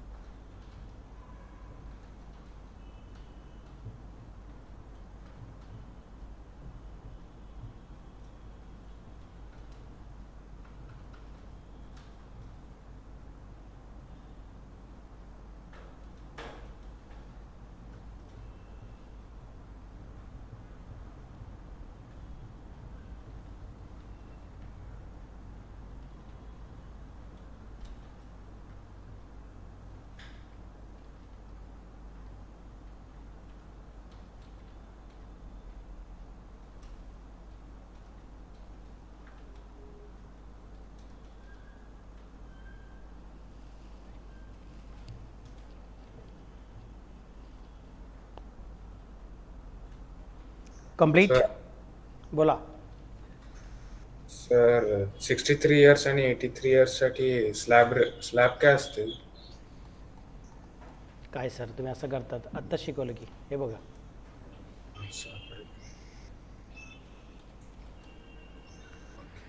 3 लाखापर्यंत असेल तो, आणि 82साठी up to 5 lakh असेल. म्हणजे दोनच स्लॅब असतील ना? तू लिहिताना कसं म्हणली तुझ्यावरती, अप टू 3 लाख घे, इकडे अप टू 5 लाख आणि मग 5 लाख 1 आणि अबाव 10 लाख घे. कळतंय का? हा.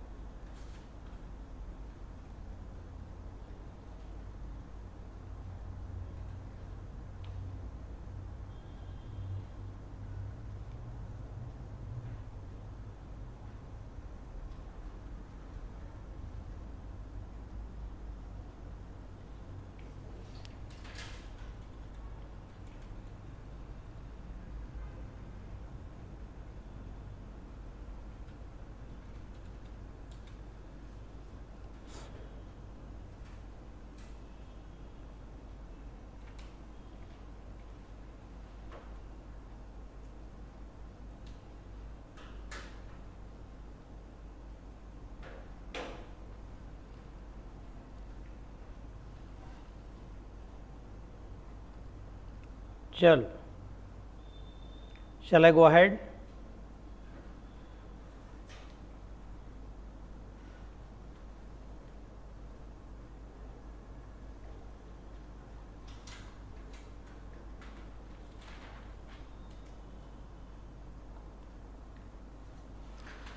चलो फटाफट बता दो मुझे. पहला अपना 45 ईयर वाला हीरो है, उसका टैक्स कितना है बोलो. टोटल मत बताओ, टैक्स बताओ सिर्फ. 2,92,500. हेल्थ एजुकेशन सेस कितना? 11,700. सो टोटलिंग कितना? 3,02,200. 4,000. Okay, sorry for that. Second case, total tax कितना है बोलो उसका? 2,90,000. 2,500 कम. In fact if you remember my table here, तो आपको समझेगा इधर 12,500 था, इधर 10,000 है, बराबर 2,500 रुपये का डिफरेंस है. समझेगा मैं क्या बोल रहा हूँ? तो ऑटोमेटिकली उसका आंसर 2,500 से कम आ गया. हेल्थ एजुकेशन से कितना बोलो? 11,600. टोटलिंग कितना बोलो? 3,01,600. काम खत्म, पैसा आजम. और थर्ड केस में बोलो कितना आंसर है? 2,80,000 ना. तो जो दिमाग चलाएगा उसको समझेगा अपना टेबल के हिसाब से. पहले 12,500 था, बाद में नील है, मतलब पहले के मुकाबले 12,500 कम, नहीं तो दूसरे के मुकाबले 10,000 कम. तो पहले का आंसर कितना था? 290 to 500, उसमें से 12,500 कम मतलब 2,80,000 आंसर आना चाहिए, नहीं तो दूसरे के मुकाबले 10,000 कम मतलब 2,90,000 के मुकाबले 2,80,000 आना चाहिए। क्लियर? तो 4% कितना बोलो? 11,200। सो टोटल टैक्स लाइबिलिटी कितना बोलो? 2,91,200। आया सबको? शैल आई गो अहेड? घर के बच्चे? Yes sir. Yes sir. Very good. चलो Yes. जी, अब मुझे खेलना है रेट्स ऑफ सरचार्ज के साथ। प्राजक्ता मैडम, आपका मन चाह चीज़ चालू हो गया। रेट्स ऑफ सरचार्ज, सरचार्ज मतलब टैक्स ऑन टैक्स, सरचार्ज मतलब टैक्स ऑन टैक्स। तो sir health and education cess भी वही तो है, लेकिन health and education cess is not tax on tax, it is tax on tax plus surcharge. And second उसका नाम में क्या है सर? उसका नाम में सेस शब्द डाला हुआ है। सेस का मतलब क्या हो गया? Government can not use it for any purpose what ever government thinks fit. Government must use it only for health and education facility development in India. Surcharge जो है उसका नाम में कुछ लिखा नहीं, उसका नाम में सेस शब्द नहीं है, मतलब वो किसके लिए यूज करने का? गवर्नमेंट के खुद के मन के हिसाब से। You can tell the government कि बाबा नहीं सरचार्ज का पैसा आपने इसी चीज के लिए यूज करना चाहिए, ऐसा कुछ नहीं। It is freely available for the government for any purpose. जैसा इनकम टैक्स वैसा सरचार्ज गवर्नमेंट को फ्रीली अवेलेबल है। फिर सरचार्ज किसके लिए है? सरचार्ज अल्ट्रा रिच लोगों के लिए है, जिनका एनुअल इनकम 50 लाख के ऊपर है या फिर 1 करोड़ से ऊपर है, उनके लिए है। लेकिन जिस तरह से डिफॉल्ट रेजिम में और ऑप्शनल रेजिम में टैक्स रेट्स में फ़र्क पड़ता है, उसी तरीके से डिफॉल्ट रेजिम में और ऑप्शनल रेजिम में सरचार्ज में भी फ़र्क पड़ता है। डिफॉल्ट रेजिम में 6 अलग अलग स्लैब्स है और वो 3-3 लाख से जम मारते हैं और 5-5% से जम मारते हैं। ऑप्शनल रेजिम में 4 टैक्स स्लैब है, ऐसा देखा तो 0 to 2,50,000, 2,50,000 to 5 lakh, 5 lakh to 10 lakh and 10 lakh के ऊपर ऐसा करके बोला। और वो कांस्टेंट जम नहीं मारते हैं रेट्स ऑफ टैक्स में, 0 to 5, 5 से 20, 20 से 30 ऐसा कुछ भी जम मारता है वो। वैसे यहाँ पे भी सरचार्ज का स्लैब्स अलग अलग है और सरचार्ज का मैक्सिमम रेट कितना रहेगा वो भी अलग अलग है। क्लियर में कैसे बोल रहा हूँ? तो मैंने क्या कंसिडर किया है, रेट आपको दोनों बता के रखे हुए हैं। डिफॉल्ट रेजिम का रेट कितना है सरचार्ज का, और ऑप्शनल रेजिम का रेट कितना वो भी बता के रखा हुआ है। और कंपोनेंट्स ऑफ टोटल इनकम के हिसाब से मैंने एग्जांपल कंसिडर किया कि कितना कितना आंसर आएगा। सबको समझा मैं कैसे बोल रहा हूँ? Okay, so let us consider now first situation where the total income including dividend income and capital gains chargeable to tax under section 111A, 112 and 112A is greater than rupees 50 lakh but less than or equal to 1 crore। Sir वो बाद में सब बताओ, पहले ये बताओ ये बीच में क्या आ गया है? Capital gain chargeable to tax under section 111A, 112 and 112A, ये क्या झमेला है? तो उसके लिए पहले मुझे आपको बताना पड़ेगा, ये जो मैंने स्किप किया हुआ टेबल था वो बताना पड़ेगा। गवर्नमेंट ने क्या कंसिडर किया है? गवर्नमेंट ने बोल के रखा है बाय डिफॉल्ट हम इनकम को भी 2 कैटेगरी में डिवाइड करेंगे। ठीक से सुनिएगा मैं क्या बोल रहा हूँ, इनकम को भी 2 कैटेगरी में डिवाइड करेंगे। कुछ कुछ इनकम हम कंसिडर करेंगे स्पेशल इनकम है, कुछ कुछ इनकम हम लोग कंसिडर करेंगे कि स्पेशल इनकम है, और वो स्पेशल इनकम होने के नाते उसको हम लोग फ्लैट स्पेशल रेट लगाने वाले हैं। उसको हम लोग फ्लैट रेट लगाएंगे और वो भी स्पेशल फ्लैट रेट लगाएंगे। नहीं सर लेकिन मैं इंडिविजुअल हूं तो मुझे स्लैब रेट लगता है, that is true, but individual का ये स्पेशल इनकम रहेगा तो फ्लैट रेट। स्पेशल इनकम को हटाने के बाद जो भी कुछ इनकम बचेगा उसको हम लोग स्लैब रेट लगाएंगे। तो कौन से स्पेशल इनकम है देखिए, आपको पढ़ने को दिख रहा है? नहीं, अरे बाप रे तो गड़बड़ हो गई इधर। ओ प्राजक्ता मैडम AC जिसके से ऐसा होता है, ठीक है आपको फ़ोन पे देखना पड़ेगा फिर अभी प्लीज़। आप अभी फटाफट से ज्वाइन कर सकते हो बिकॉज आपको मैंने अभी ईमेल एड्रेस दिया हुआ है, तो you can join it very quickly.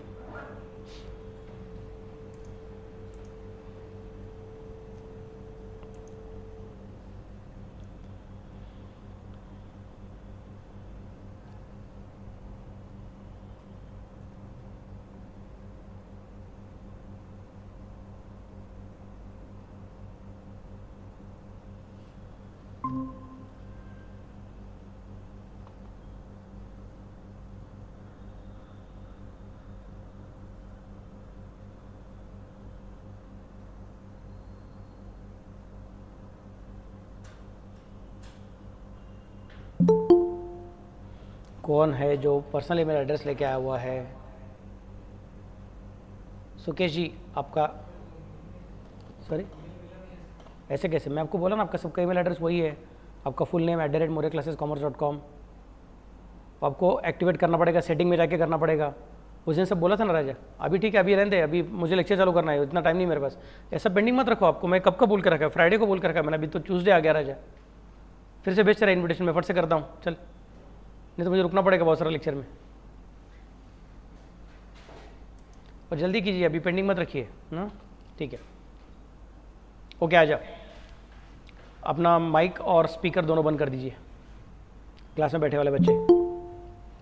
अब ये और कौन है हीरो, हाँ और कौन, ये ना, ठीक है। हाँ, तो 112 ये जो सेक्शन है, ये बोलते हैं कि अगर आपके इनकम में लॉन्ग टर्म कैपिटल गेन्स है other than LTCG taxable as per, then it is taxable as per 112A। देखो क्या बोलता है, लॉन्ग टर्म कैपिटल गेन अगर आपको हो गया है, sir long term capital gain का मतलब क्या, वो आपको याद है क्या, 5 हेड्स ऑफ इनकम है, एक सैलरी, एक PGBP, सॉरी हाउस प्रॉपर्टी, एक PGBP, बाद में कैपिटल गेन और बाद में अदर सोर्सेस। उसमें से अगर आपका कैपिटल गेन्स है, माइक भी बंद करो और स्पीकर भी बंद करो, दोनों, ओके। अगर आपका कैपिटल गेन्स है तो कैपिटल गेन दो तरीके का रह सकता है, एक कौन, लॉन्ग टर्म कैपिटल गेन, दूसरा कौन, शॉर्ट टर्म कैपिटल गेन। और आपका लॉन्ग टर्म कैपिटल गेन है तो लॉन्ग टर्म कैपिटल गेन के भी दो टुकड़े होते हैं, एक वो वाला long term capital gain which is covered under section 112A, और दूसरा long term capital gain which is not covered under section 112A, जिसकी वजह से वो ऑटोमेटिकली 112 में बैठ जाता है। फिर से एक बार, हम किसकी बात कर रहे हैं, हम इनकम की बात कर रहे हैं। इनकम वो इंडिविजुअल का रहेगा तो भी चलेगा, HUF का रहेगा तो भी चलेगा, कंपनी का, फर्म का, AOP BOI किसी का रहेगा तो भी चलेगा। But individual, firm, HUF, AOP BOI, local authority, company, किसी को भी अगर कैपिटल गेन हुआ और अगर वो capital gain long term nature का है तो फिर उसको अपने को पूछना पड़ेगा, भैया आप 112A में हो कि नहीं हो। अगर आपका ये long term capital gain 112A में कवर किया गया है तो उसको 10% टैक्स लगेगा। समझ में कैसे बोल रहा हूं, ओके। और अगर वो 112A में कवर नहीं किया गया है तो उसको 20% टैक्स लगेगा। मैं बोलता हूं नहीं सर, मेरा ऐसा नहीं हो सकता है, क्योंकि मेरा तो इंडिविजुअल होने की वजह से स्लैब रेट का नाता है, तो आप डायरेक्टली मुझे 20% में नहीं डाल सकते हो, आप डायरेक्टली मुझे 10% में नहीं डाल सकते हो। पहले मुझे 0, बाद में 5%, बाद में 10%, नहीं तो 0, बाद में 5, नहीं तो बाद में 20%, ऐसा खेलना पड़ता है सर। मैं बोलूँगा नहीं नहीं, अगर कैपिटल गेन है तो स्लैब रेट नहीं है, कैपिटल गेन है तो सीधा फ्लैट रेट है। समझ में कैसे बोल रहा हूँ, आई एम रिपीटिंग अगेन। तो तुम कौन हो उससे फर्क पड़ता नहीं है, तुम इंडिविजुअल रहोगे, कंपनी रहोगे, HUF रहोगे, कुछ भी रहोगे, तो भी अगर तुम्हारे पास कैपिटल गेन रहेगा तो हम बोलेंगे भैया बताओ कैपिटल गेन कौन सा वाला है, लॉन्ग टर्म वाला है कि शॉर्ट टर्म वाला है। तुम बोलोगे अच्छा सर लॉन्ग टर्म वाला है, तो बोलूँगा अच्छा फिर लॉन्ग टर्म कौन सा वाला है, 112A वाला है कि 112A वाला नहीं है। तो बोलते सर 112A वाला है, मैं बोलूँगा फिर 10% लगाने का। बोलते नहीं सर 112A वाला नहीं, अब क्या करूँ, फिर तुझे 112 पकड़ लेगा। अगर तुझे 112A छोड़ देता है तो तुझे 112 पकड़ लेगा, और 112 तुझे बोलेगा अभी 20% टैक्स भर। तो सर 112 कब बनने का, मैं बोलता हूँ सिंपल, 112 बनने के लिए कुछ कंडीशन नहीं है, उसका उल्टा कंडीशन है। पहले 112A के पास जाओ, उसने तुझे पकड़ लिया तो उधर ही रहे, और उसने तो तुझे धक्का मार के निकाल दिया तो मेरे पास आ, मैं तुझे पकड़ लेता हूँ। समझ में कैसे बोल रहा हूँ, got the idea what I am trying to specify. तो 112 एंड 112A, 112 क्या है, अगर आप स्पेशली मुंबई ट्रेन में जाते रहोगे, मुंबई का लोकल ट्रेन में, तो आपको समझेगा। 112A is like ladies compartment, उधर कौन जा सकता है, सिर्फ लेडीज लोग ही जा सकता है, और छोटे बच्चे जा सकते हैं, 12 साल से कम की उम्र के रहेंगे तो। समझ में कैसे बोल रहा हूँ, मैं लोकल ट्रेन की बात कर रहा हूँ, मुंबई के लोकल ट्रेन की बात कर रहा हूँ, मैं पुणे के मेट्रो ट्रेन की बात नहीं कर रहा हूँ, मैं मुंबई के लोकल ट्रेन की बात कर रहा हूँ, जहाँ पे लेडीज़ डब्बा अलग रहता है।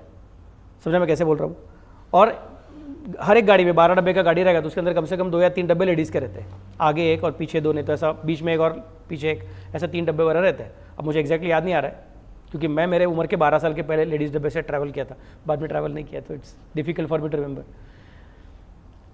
और पिछले लगभग 15-20 साल से मैं लोकल ट्रेन से ट्रैवल किया ही नहीं है, so I don't remember now exactly how many डब्बाज आर देयर करके। अभी मेरे ख्याल से 15 डब्बे का भी गाड़ी चालू हो गया है, सब लंबा गाड़ी है वहाँ पर।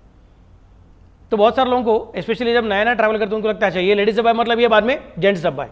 ऐसा नहीं है, एक कौन है लेडीज़ डब्बा, दूसरा कौन है जनरल डब्बा। तो लेडीज़ डब्बे में लेडीज़ लोग जा सकते हैं, क्या जा सकते हैं, और लेडीज़ लोग ही जा सकते हैं, और जनरल डब्बे में जेंट्स भी जा सकते हैं, लेडीज़ भी जा सकती है। समझ में कैसे बोल रहे हो, ऐसा 112 क्या है, जनरल डब्बा है। पहले किसको पकड़ने का, 112 के पास जाके देखने का, तुमको अंदर अलाउड है क्या, अगर रहेगा तो 112 के पास जाओ, अगर हाँ तो उधर रहेगा, अगर वहाँ पे नहीं तो इन दैट केस तुमको जनरल डब्बे में आना पड़ेगा। समझ में कैसे बोल रहा हूँ? फिर 112 तुमको पकड़ लेगा, बोलेगा 20% टैक्स भरना पड़ेगा। सो 112A में अंदर कौन है सर?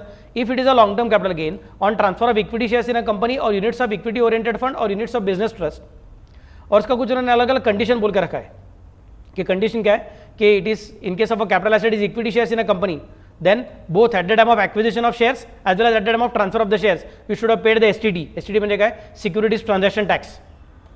STT म्हणजे काय? Securities transaction tax. आपने दोनों भरा हुआ रहना चाहिए। और अगर वो इक्विटी शेयर्स इन कंपनी नहीं है बल्कि वो units of equity oriented fund है, फिर यूनिट्स ऑफ बिजनेस ट्रस्ट है, तो in that case you should have paid STT eight the time of transfer.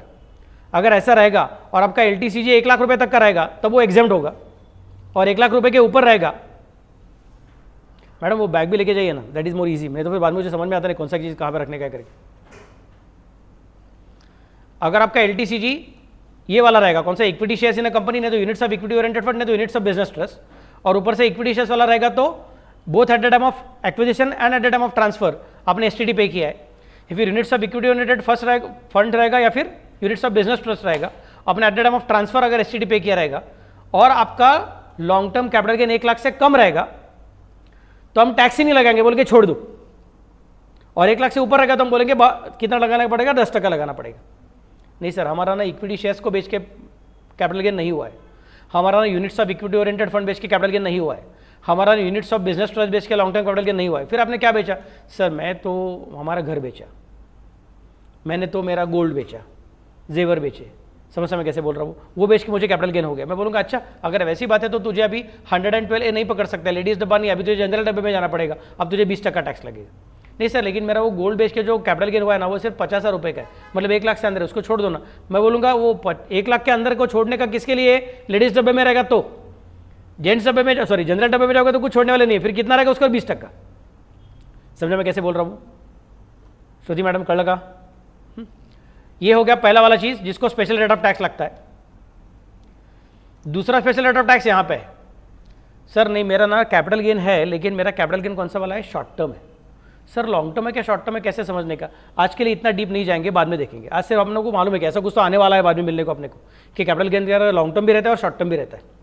लेकिन अगर मुझे कैपिटल गेन का इनकम आ रहा है, मैं कोई भी रह सकता हूँ, individual, HUF, firm, AOP, BOI, company वगैरह वगैरह कुछ भी, और मुझे कैपिटल गेन का इनकम आ रहा है और लॉन्ग टर्म रहेगा तो मुझे कौन पकड़ सकता है? 112A नहीं तो 112। सर लॉन्ग टर्म नहीं है, शॉर्ट टर्म है, फिर मुझे कौन पकड़ सकता है? 111A पकड़ सकता है। 111 क्या बोलता है? अगर short term capital gain on transfer of equity shares in a company और units of equity oriented fund और units of business trust, exactly same जो वहां पे था वैसे ही, बट वो लॉन्ग टर्म में नहीं जा रहा है बल्कि शॉर्ट टर्म में आ रहा है, तो यहाँ पे आने का रहता है। फिर तुमको कितना टैक्स लगेगा? 15% टैक्स लगेगा। समझा कि मैं क्या बोल रहा हूँ? Are you getting the point? वो लॉन्ग टर्म रहेगा तो उधर 10% और शॉर्ट टर्म रहेगा तो इधर 15%, ऐसा करके बोल के रखा है कि इधर 111A ने बोल के रखा हुआ है। बाद में 115BB, ये एक सेक्शन है, वो बोलता है कि अगर आपका विनिंग फ्रॉम लॉटरीज है, फिर क्रॉसवर्ड पजल है, फिर रेसेस इंक्लूडिंग हॉर्स रेसेस है, या फिर कार्ड गेम्स और any other games of any sort है, फिर गैम्बलिंग और बेटिंग ऑफ एनी फॉर्म और नेचर है, other then winning from any online game, तो आपको हम कितना टैक्स लगेंगे? सीधा 30% टैक्स लगेंगे। सर हमारा ऑनलाइन रमी है, वो यहाँ पे नहीं आता है, वो नीचे आएगा, 115BB में आएगा। सर उसका भी 30% ही है, दैट इज ट्रू, बट उसका सेक्शन अलग है, उसका कंप्यूटेशन करने का तरीका अलग हो सकता है। अगर आपको याद रहेगा तो मैंने क्या बोला था पिछले एक लेक्चर में कभी तो, कि KBC में कोई भी जीतेगा, हमेशा जीतता कौन है? गवर्नमेंट जीतता है। क्यों? क्योंकि उधर बोल के रखा हमने कि आपका कार्ड गेम और other games of any sort मिला क्या आपको सबको, तो KBC इसके अंदर बैठ गया, 30% टैक्स उसको भरना पड़ता है। हर एक विनर को जितना पैसा कमाया, इवन 10 रुपये कमाया भी 3 रुपये गवर्नमेंट क्या जाएगा? 7,000 उसके पॉकेट में आएगा। समझे मैं क्या बोल रहा हूँ? मैं बोलूँगा नहीं सर मैं तो गरीब आदमी हूँ, मेरा इनकम ही सिर्फ 1,40,000 रुपये है, लेकिन मैं किसी ऑफिस में चपरासी का काम करता हूँ, बैठे बैठे हमेशा बुक्स पढ़ते रहता, इसलिए मेरा जनरल नॉलेज अच्छा है, और यहाँ पे आके खेला और मुझे उसमें लेकिन 10,000 रुपये मिला सर, अब क्या करूँ?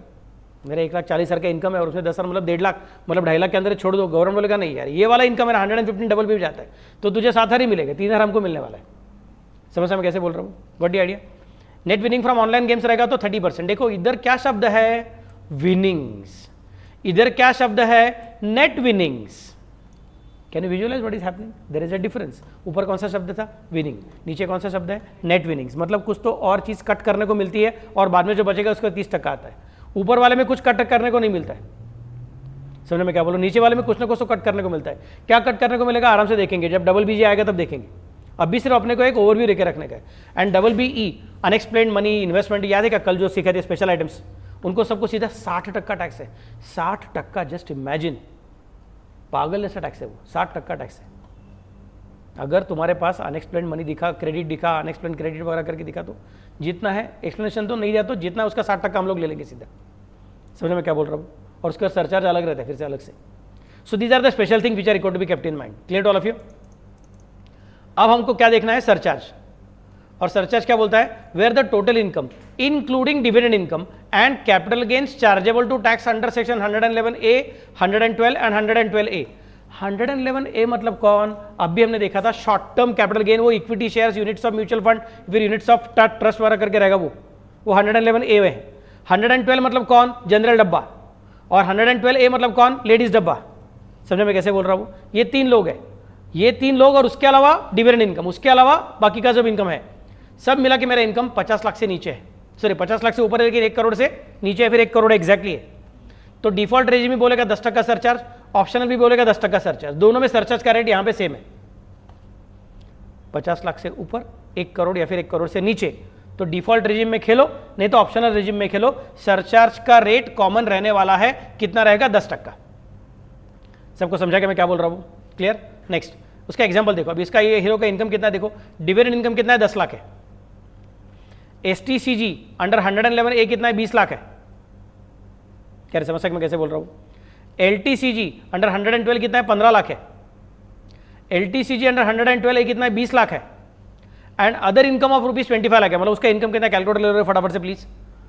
एक 10 लाख का इनकम है, कैलकुलेटर पे 10 लाख ले लिया, प्लस 20 लाख मतलब 30 लाख हो गया, प्लस 15 लाख मतलब 45 लाख हो गया, प्लस 20 लाख मतलब 65 लाख हो गया, और प्लस 25 लाख मतलब कितना? 90 लाख हो गया। मतलब अपना हीरो 50 करोड़ के ऊपर चला गया क्या? हाँ। और 1 करोड़ के ऊपर चला गया क्या? ना। मतलब 50 लाख के ऊपर है, 1 करोड़ से नीचे है, तो डिफॉल्ट में रहेगा तो भी 10% और ऑप्शन में रहेगा तो भी 10%। समझे मैं कैसे बोल रहा हूँ? तो surcharge would be levied at the rate of 10% on the income tax computed on the total income of rupees 90 lakh. नहीं, लेकिन सर ये जो 20 लाख है ना, इसके और 15% टैक्स लगेगा विदाउट स्लैब रेट, क्योंकि वो 111A वाला है। 111A के लिए 15% टैक्स सीधा रहता है। बाद में ये 112 वाला है, उसको 20% टैक्स लगेगा सर, इसको भी फ्लैट रेट रहता है, वो जनरल डब्बा है।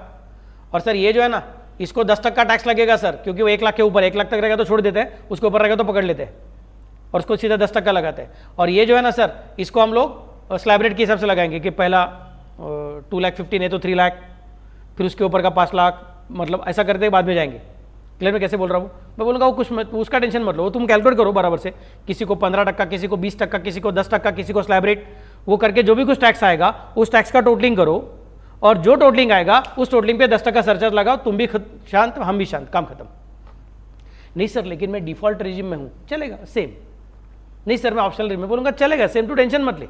ये तेरा सिंपल सिचुएशन है, 50 लाख से ऊपर 1 करोड़ से अंदर है तो हमको कुछ टेंशन नहीं है, हम सीधा बोलेंगे सरचार्ज कितना लगेगा? 10% लगेगा, काम खत्म, पैसा हाजिर।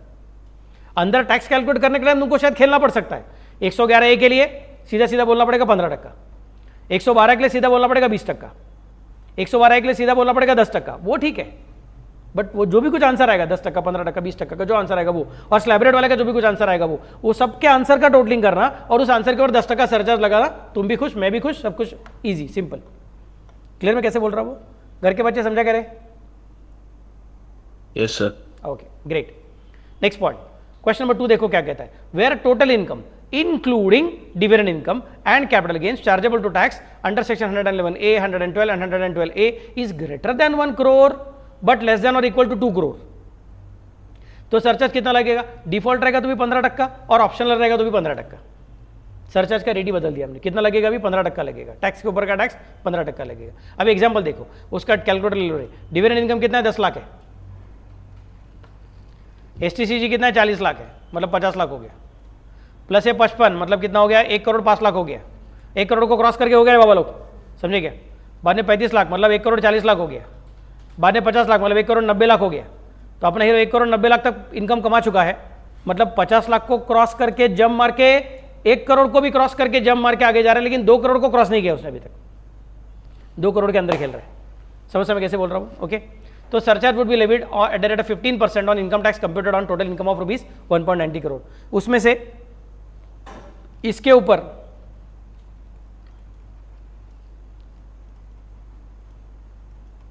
स्लैब रेट है, स्लैब रेट है। 111A मतलब 15% है, 12 मतलब 20% है, और 12A मतलब 10% है।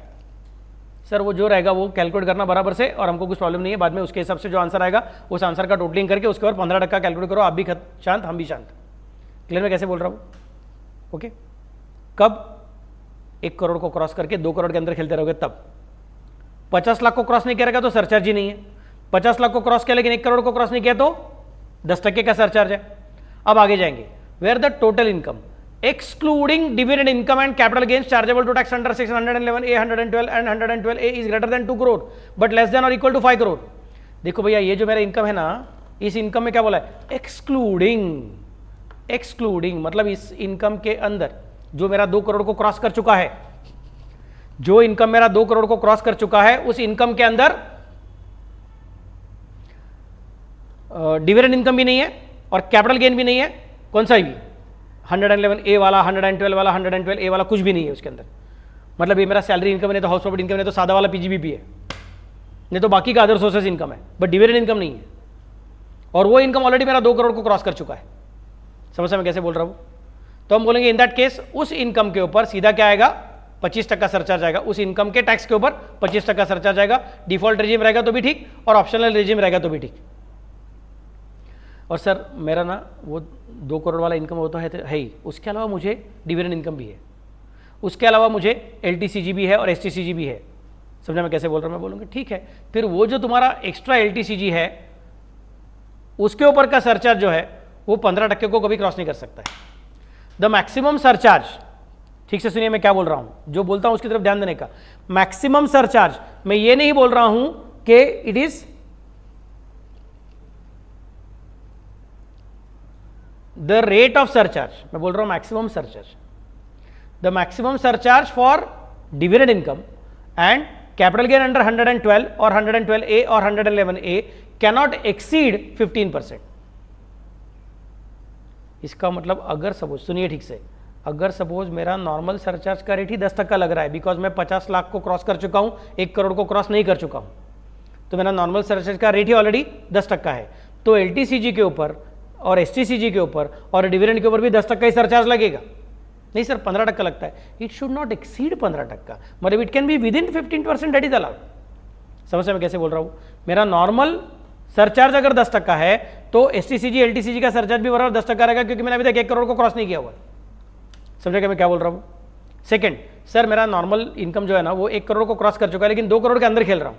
2 करोड़ के अंदर खेलते रहोगे तो इन दैट केस वैसे भी सरचार्ज का रेट मैक्सिमम 15% ही रहता है, और हमने बोला कि LTCG और STCG का सरचार्ज का रेट कैन नॉट क्रॉस 15%, और तुम्हारा वैसे भी 15% है तो चलेगा।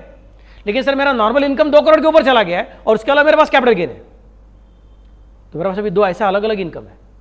पहले भी 2 अलग अलग इनकम था, पर पहले दोनों अलग इनकम को मिक्स करूंगा तो भी 2 करोड़ क्रॉस नहीं करता था। समझ में कैसे बोल रहा हूं? आपने देखा ना उसका इनकम कितना आंसर आ रहा था, 1.90 करोड़ आया था यहाँ पे। मतलब डिविडेंड इनकम LTCG STCG से मिला के बाद भी 1.90 करोड़ तक ही पहुंच गया था अपना राजा सेकंड केस में। क्या समझ सकते मैं क्या बोल रहा हूँ? उसने 2 करोड़ को क्रॉस ही नहीं किया था। मैं बोलूंगा इसका मतलब एनीवे सबके और 15% लग गया तो 15%। यहाँ पे सब मिला के वो कितना था, कुछ तो मेरे ख्याल से 90 लाख था फर्स्ट केस में। याद है कि आपको फर्स्ट केस में वो 90 लाख पे खेल रहा था, मतलब सब मिला के वो 1 करोड़ को भी क्रॉस नहीं कर रहा था। हमने बोला फिर 10%, फिर 10% ही लगाने का है। समझ में कैसे बोल रहा हूँ? लेकिन यहाँ पे वो बोल रहा है कि सर मेरा डिविडेंड इनकम 51 लाख है। कैलकुलेटर देखो, कैलकुलेटर, डिविडेंड 51 लाख है और STCG 44 लाख है और ये बाद में 42 लाख है LTCG, बाद में 55 लाख है, और इन चारों को छोड़ के पहले 4 बुलेट पॉइंट छोड़ के मेरा अदर इनकम भी 3 करोड़ है। तो 3 करोड़ वाला इनकम है ना, उसमें अभी तक डिविडेंड ऐड करने का बाकी है, LTCG ऐड करने का बाकी है, STCG ऐड करने का बाकी है। वो ऐड करने के पहले वो खुद 3 करोड़ है, मतलब सैलरी इनकम नहीं तो PGBP वगैरह कुछ तो है वो। समझ में कैसे बोल रहा हूँ? हम बोलेंगे राजा आपका 3 करोड़ के इनकम के ऊपर जो टैक्स आएगा उस टैक्स के ऊपर 25% सरचार्ज। 3 करोड़ के इनकम के ऊपर जो भी कुछ टैक्स आएगा उस टैक्स के ऊपर 25% सरचार्ज। लेकिन dividend income 51 lakh, STCG 44 lakh, LTCG 42 lakh और LTCG 55 लाख, इन चारों के ऊपर जो भी कुछ टैक्स आएगा उस टैक्स के ऊपर का सरचार्ज कितना पकड़ने का? मैक्सिमम 15%, उसके ऊपर नहीं लेके जाने का। Therefore, surcharge at the rate of 15% would be levied on dividend income of 51 lakh and STCG of 44 lakh and LTCG of 42 lakh as well as LTCG of 55 lakh. But surcharge at the rate of 25% would be leviable on income tax computed on other income of rupees 3 crore. समझे मैं कैसे बोल रहा हूँ? Got the idea? अब आगे देखो, आगे देखोगे यहाँ पे चौथा सिचुएशन आ गया है. इधर आपको देखने को मिलेगा ये 25% में रुक गया है, ये 37% में चला गया है. ऑप्शनल रेजिम में सरचार्ज मैक्सिमम रेट 37% है और डिफॉल्ट रेजिम में सरचार्ज का मैक्सिमम रेट 25% है. कह रहे समझ सकते मैं कैसे बोल रहा हूँ? डिफॉल्ट रेजिम में मैक्सिमम रेट 25% है सरचार्ज का, वेयर ऑप्शनल रेजिम में मैक्सिमम रेट 37% है. फिर यहाँ पे देखो, where total income excluding dividend income and capital gains वगैरह वगैरह वगैरह इज ग्रेटर देन 5 करोड़, तो डिफॉल्ट बोलेगा नहीं मुझे कुछ फर्क पड़ता नहीं, मैं 5 करोड़ रहेगा तो भी उसको 25% ही लगाऊंगा. और ऑप्शनल बोलेगा अच्छा 5 करोड़ को क्रॉस करता है, चल 37%. समझो मैं कैसे बोल रहा हूँ? और बाद में वो बाकी सब चीज़ें same to same, dividend income वगैरह जो भी कुछ है वो 15% रहेगा, उसको क्रॉस नहीं करने का वगैरह वगैरह. क्लियर? एंड यहाँ पे जो है ना, surcharge at rate of 37% would be leviable on income tax computed under income of ₹6 crore included in the total income. ये जो है उसमें आगे और एक सेंटेंस डालना चाहिए, but if the SSC is following default regime then surcharge would be 25%. समझो मैं कैसे बोल रहा हूँ? इसके आगे और एक सेंटेंस आएगा इसके आगे, बाकी तो इनका सबका 15% ही रहेगा. और इसका आइदर 37% रहेगा नहीं तो 25% रहेगा, depends on which regime is following. कहते का घर के बच्चे समझा करे?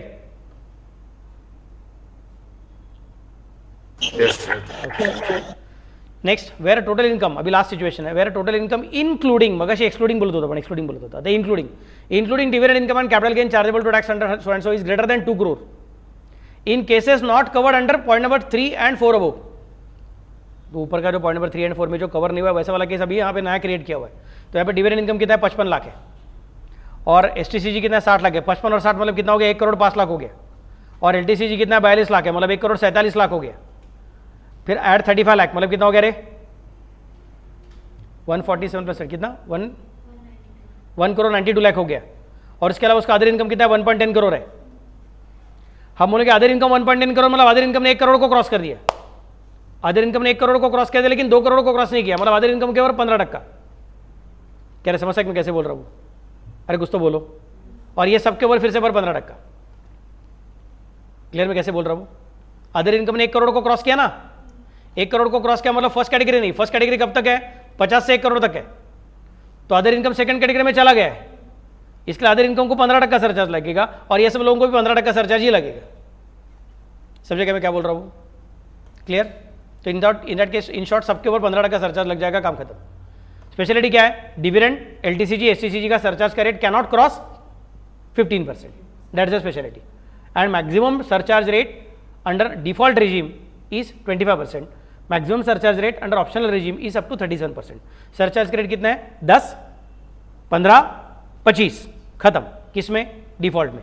और 10, 15, 25, 37 किधर? ऑप्शनल रेजिम में. 37 म्हणजे 37 म्हणजे 37.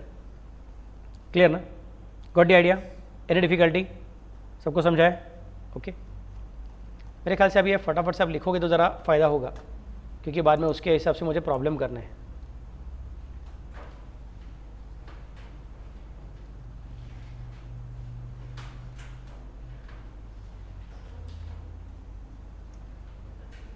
सॉरी, हाँ कर दो, 1 मिनट चालू कर दो, 1 minute. I just do that. पहले सभी हटा देता हूँ, सब चिंटू पिंटू लोग जो है ना,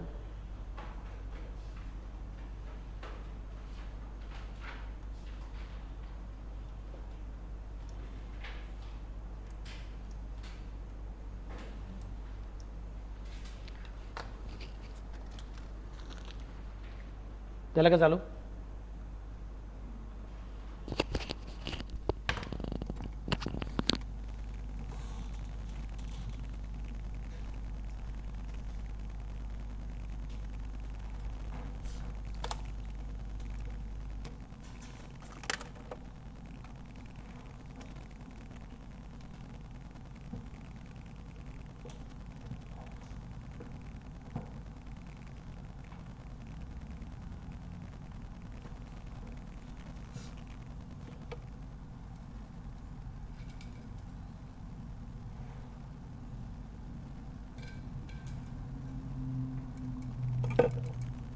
मैं 5 मिनट में उधर इंस्ट्रक्शन लेके आता हूँ, एकदम जा रहे हो.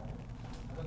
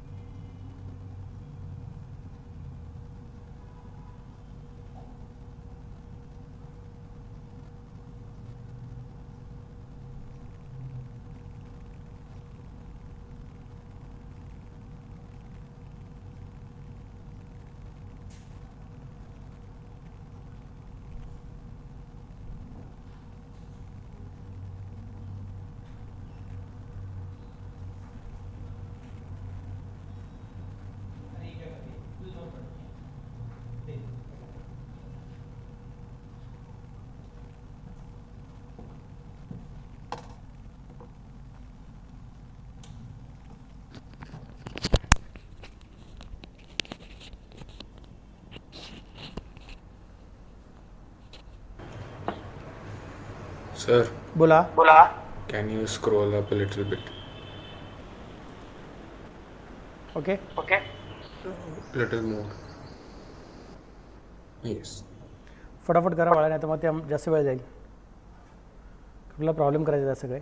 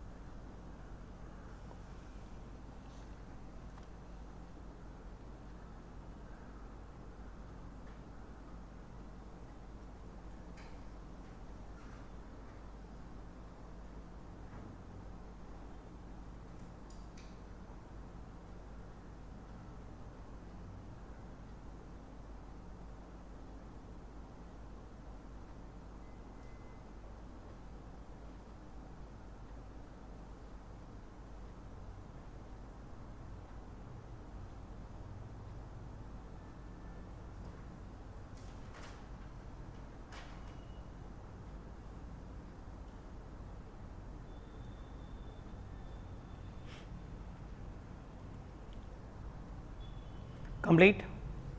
Shall I go ahead?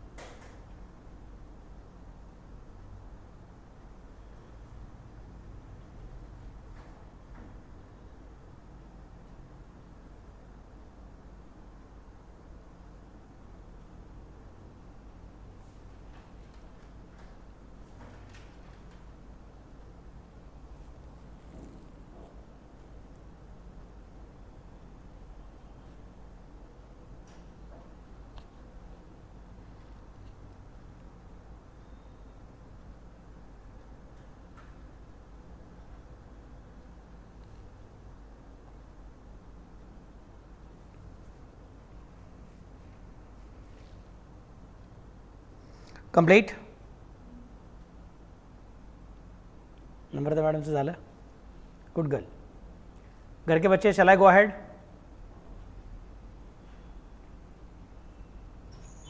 Yes.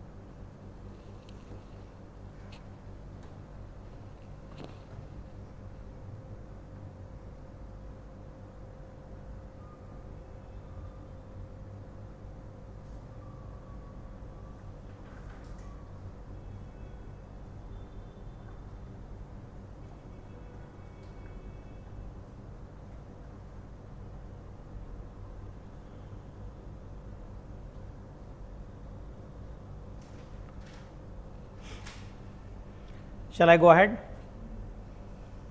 Shall I scroll down? Akansha ji? हाँ जी, yes, yes, sure, sure.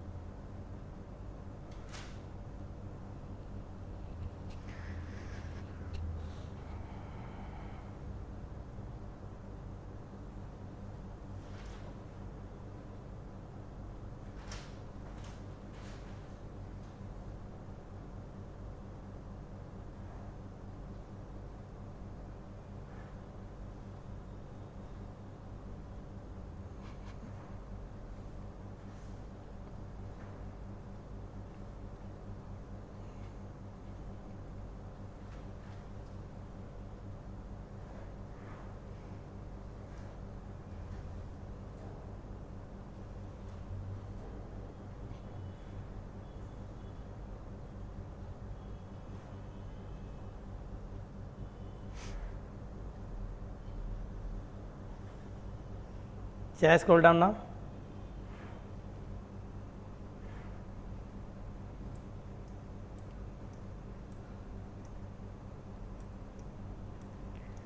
यहाँ तक क्लिक होने का जरा रुको. हाँ,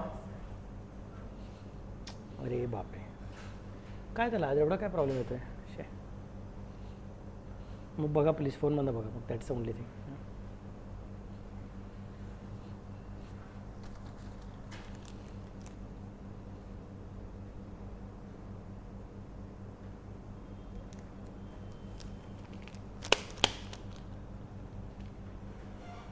please check it from phone.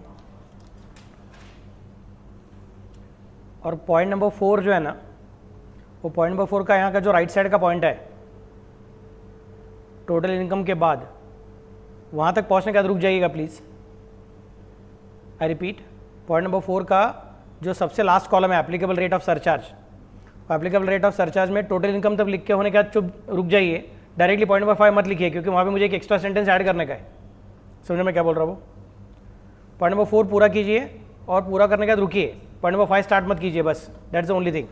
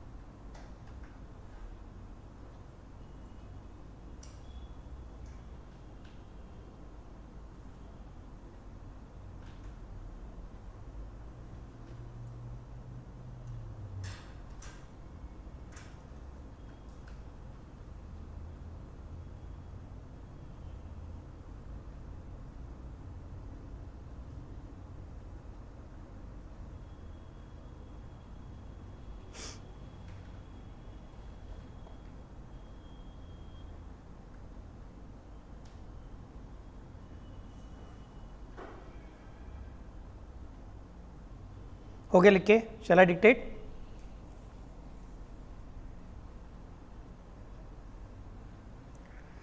Surcharge at the rate of 37% would be leviable on income tax computed on other income of rupees 6 crore included in the total income, full stop.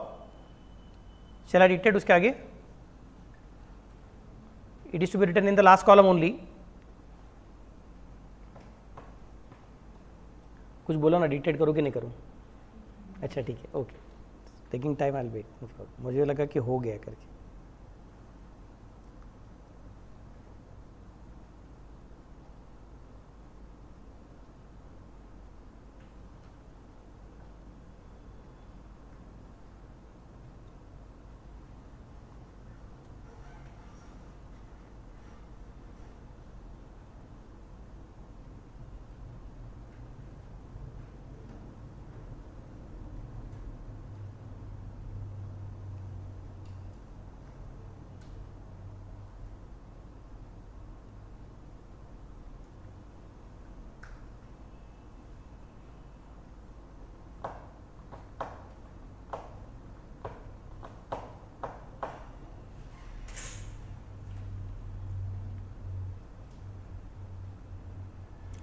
उसमें आगे लिखो, in case of default regime,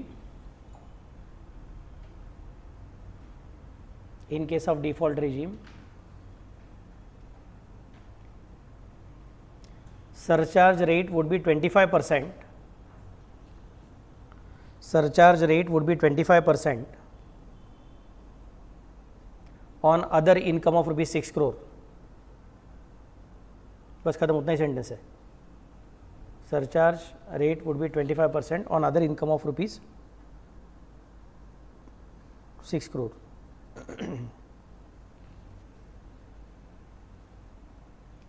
Full stop. Now we can write the fifth point and then the table will be complete.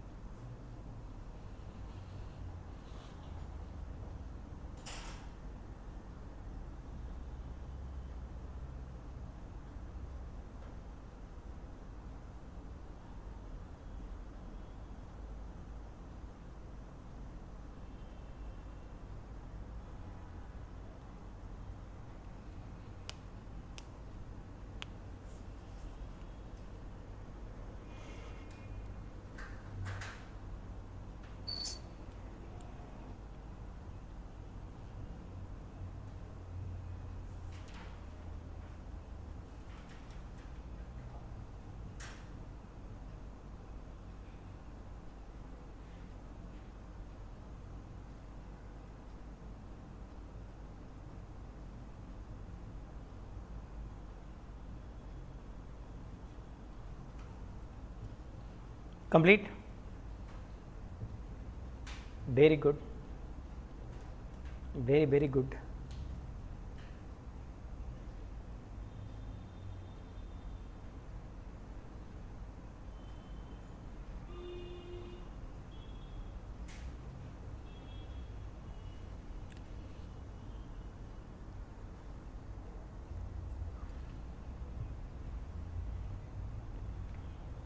Lal colour का table हो जाएगा तो बाद में green colour का टेबल अपने को करने का है, मार्जिनल रिलीफ कैसे करना है करके। बट वो करने के पहले पहले ब्रेक ले लेंगे। शाम के लेक्चर में ग्रीन कलर का टेबल भी डिस्कस करूँगा और उसके हिसाब से इलस्ट्रेशन 5 को भी सॉल्व करके दिखाऊंगा। मेरे ख्याल से शाम के लेक्चर में इतना ही हो सकेगा, पूरा नहीं होगा। इलस्ट्रेशन 5 में 2 तरीके से सॉल्व करूँगा और उसके बाद में हम लोग फिर एक ही तरीके से वैसे टाइप के प्रॉब्लम सॉल्व करेंगे। समझने के गुड हो जाएगा, मज़ा आएगा आपको।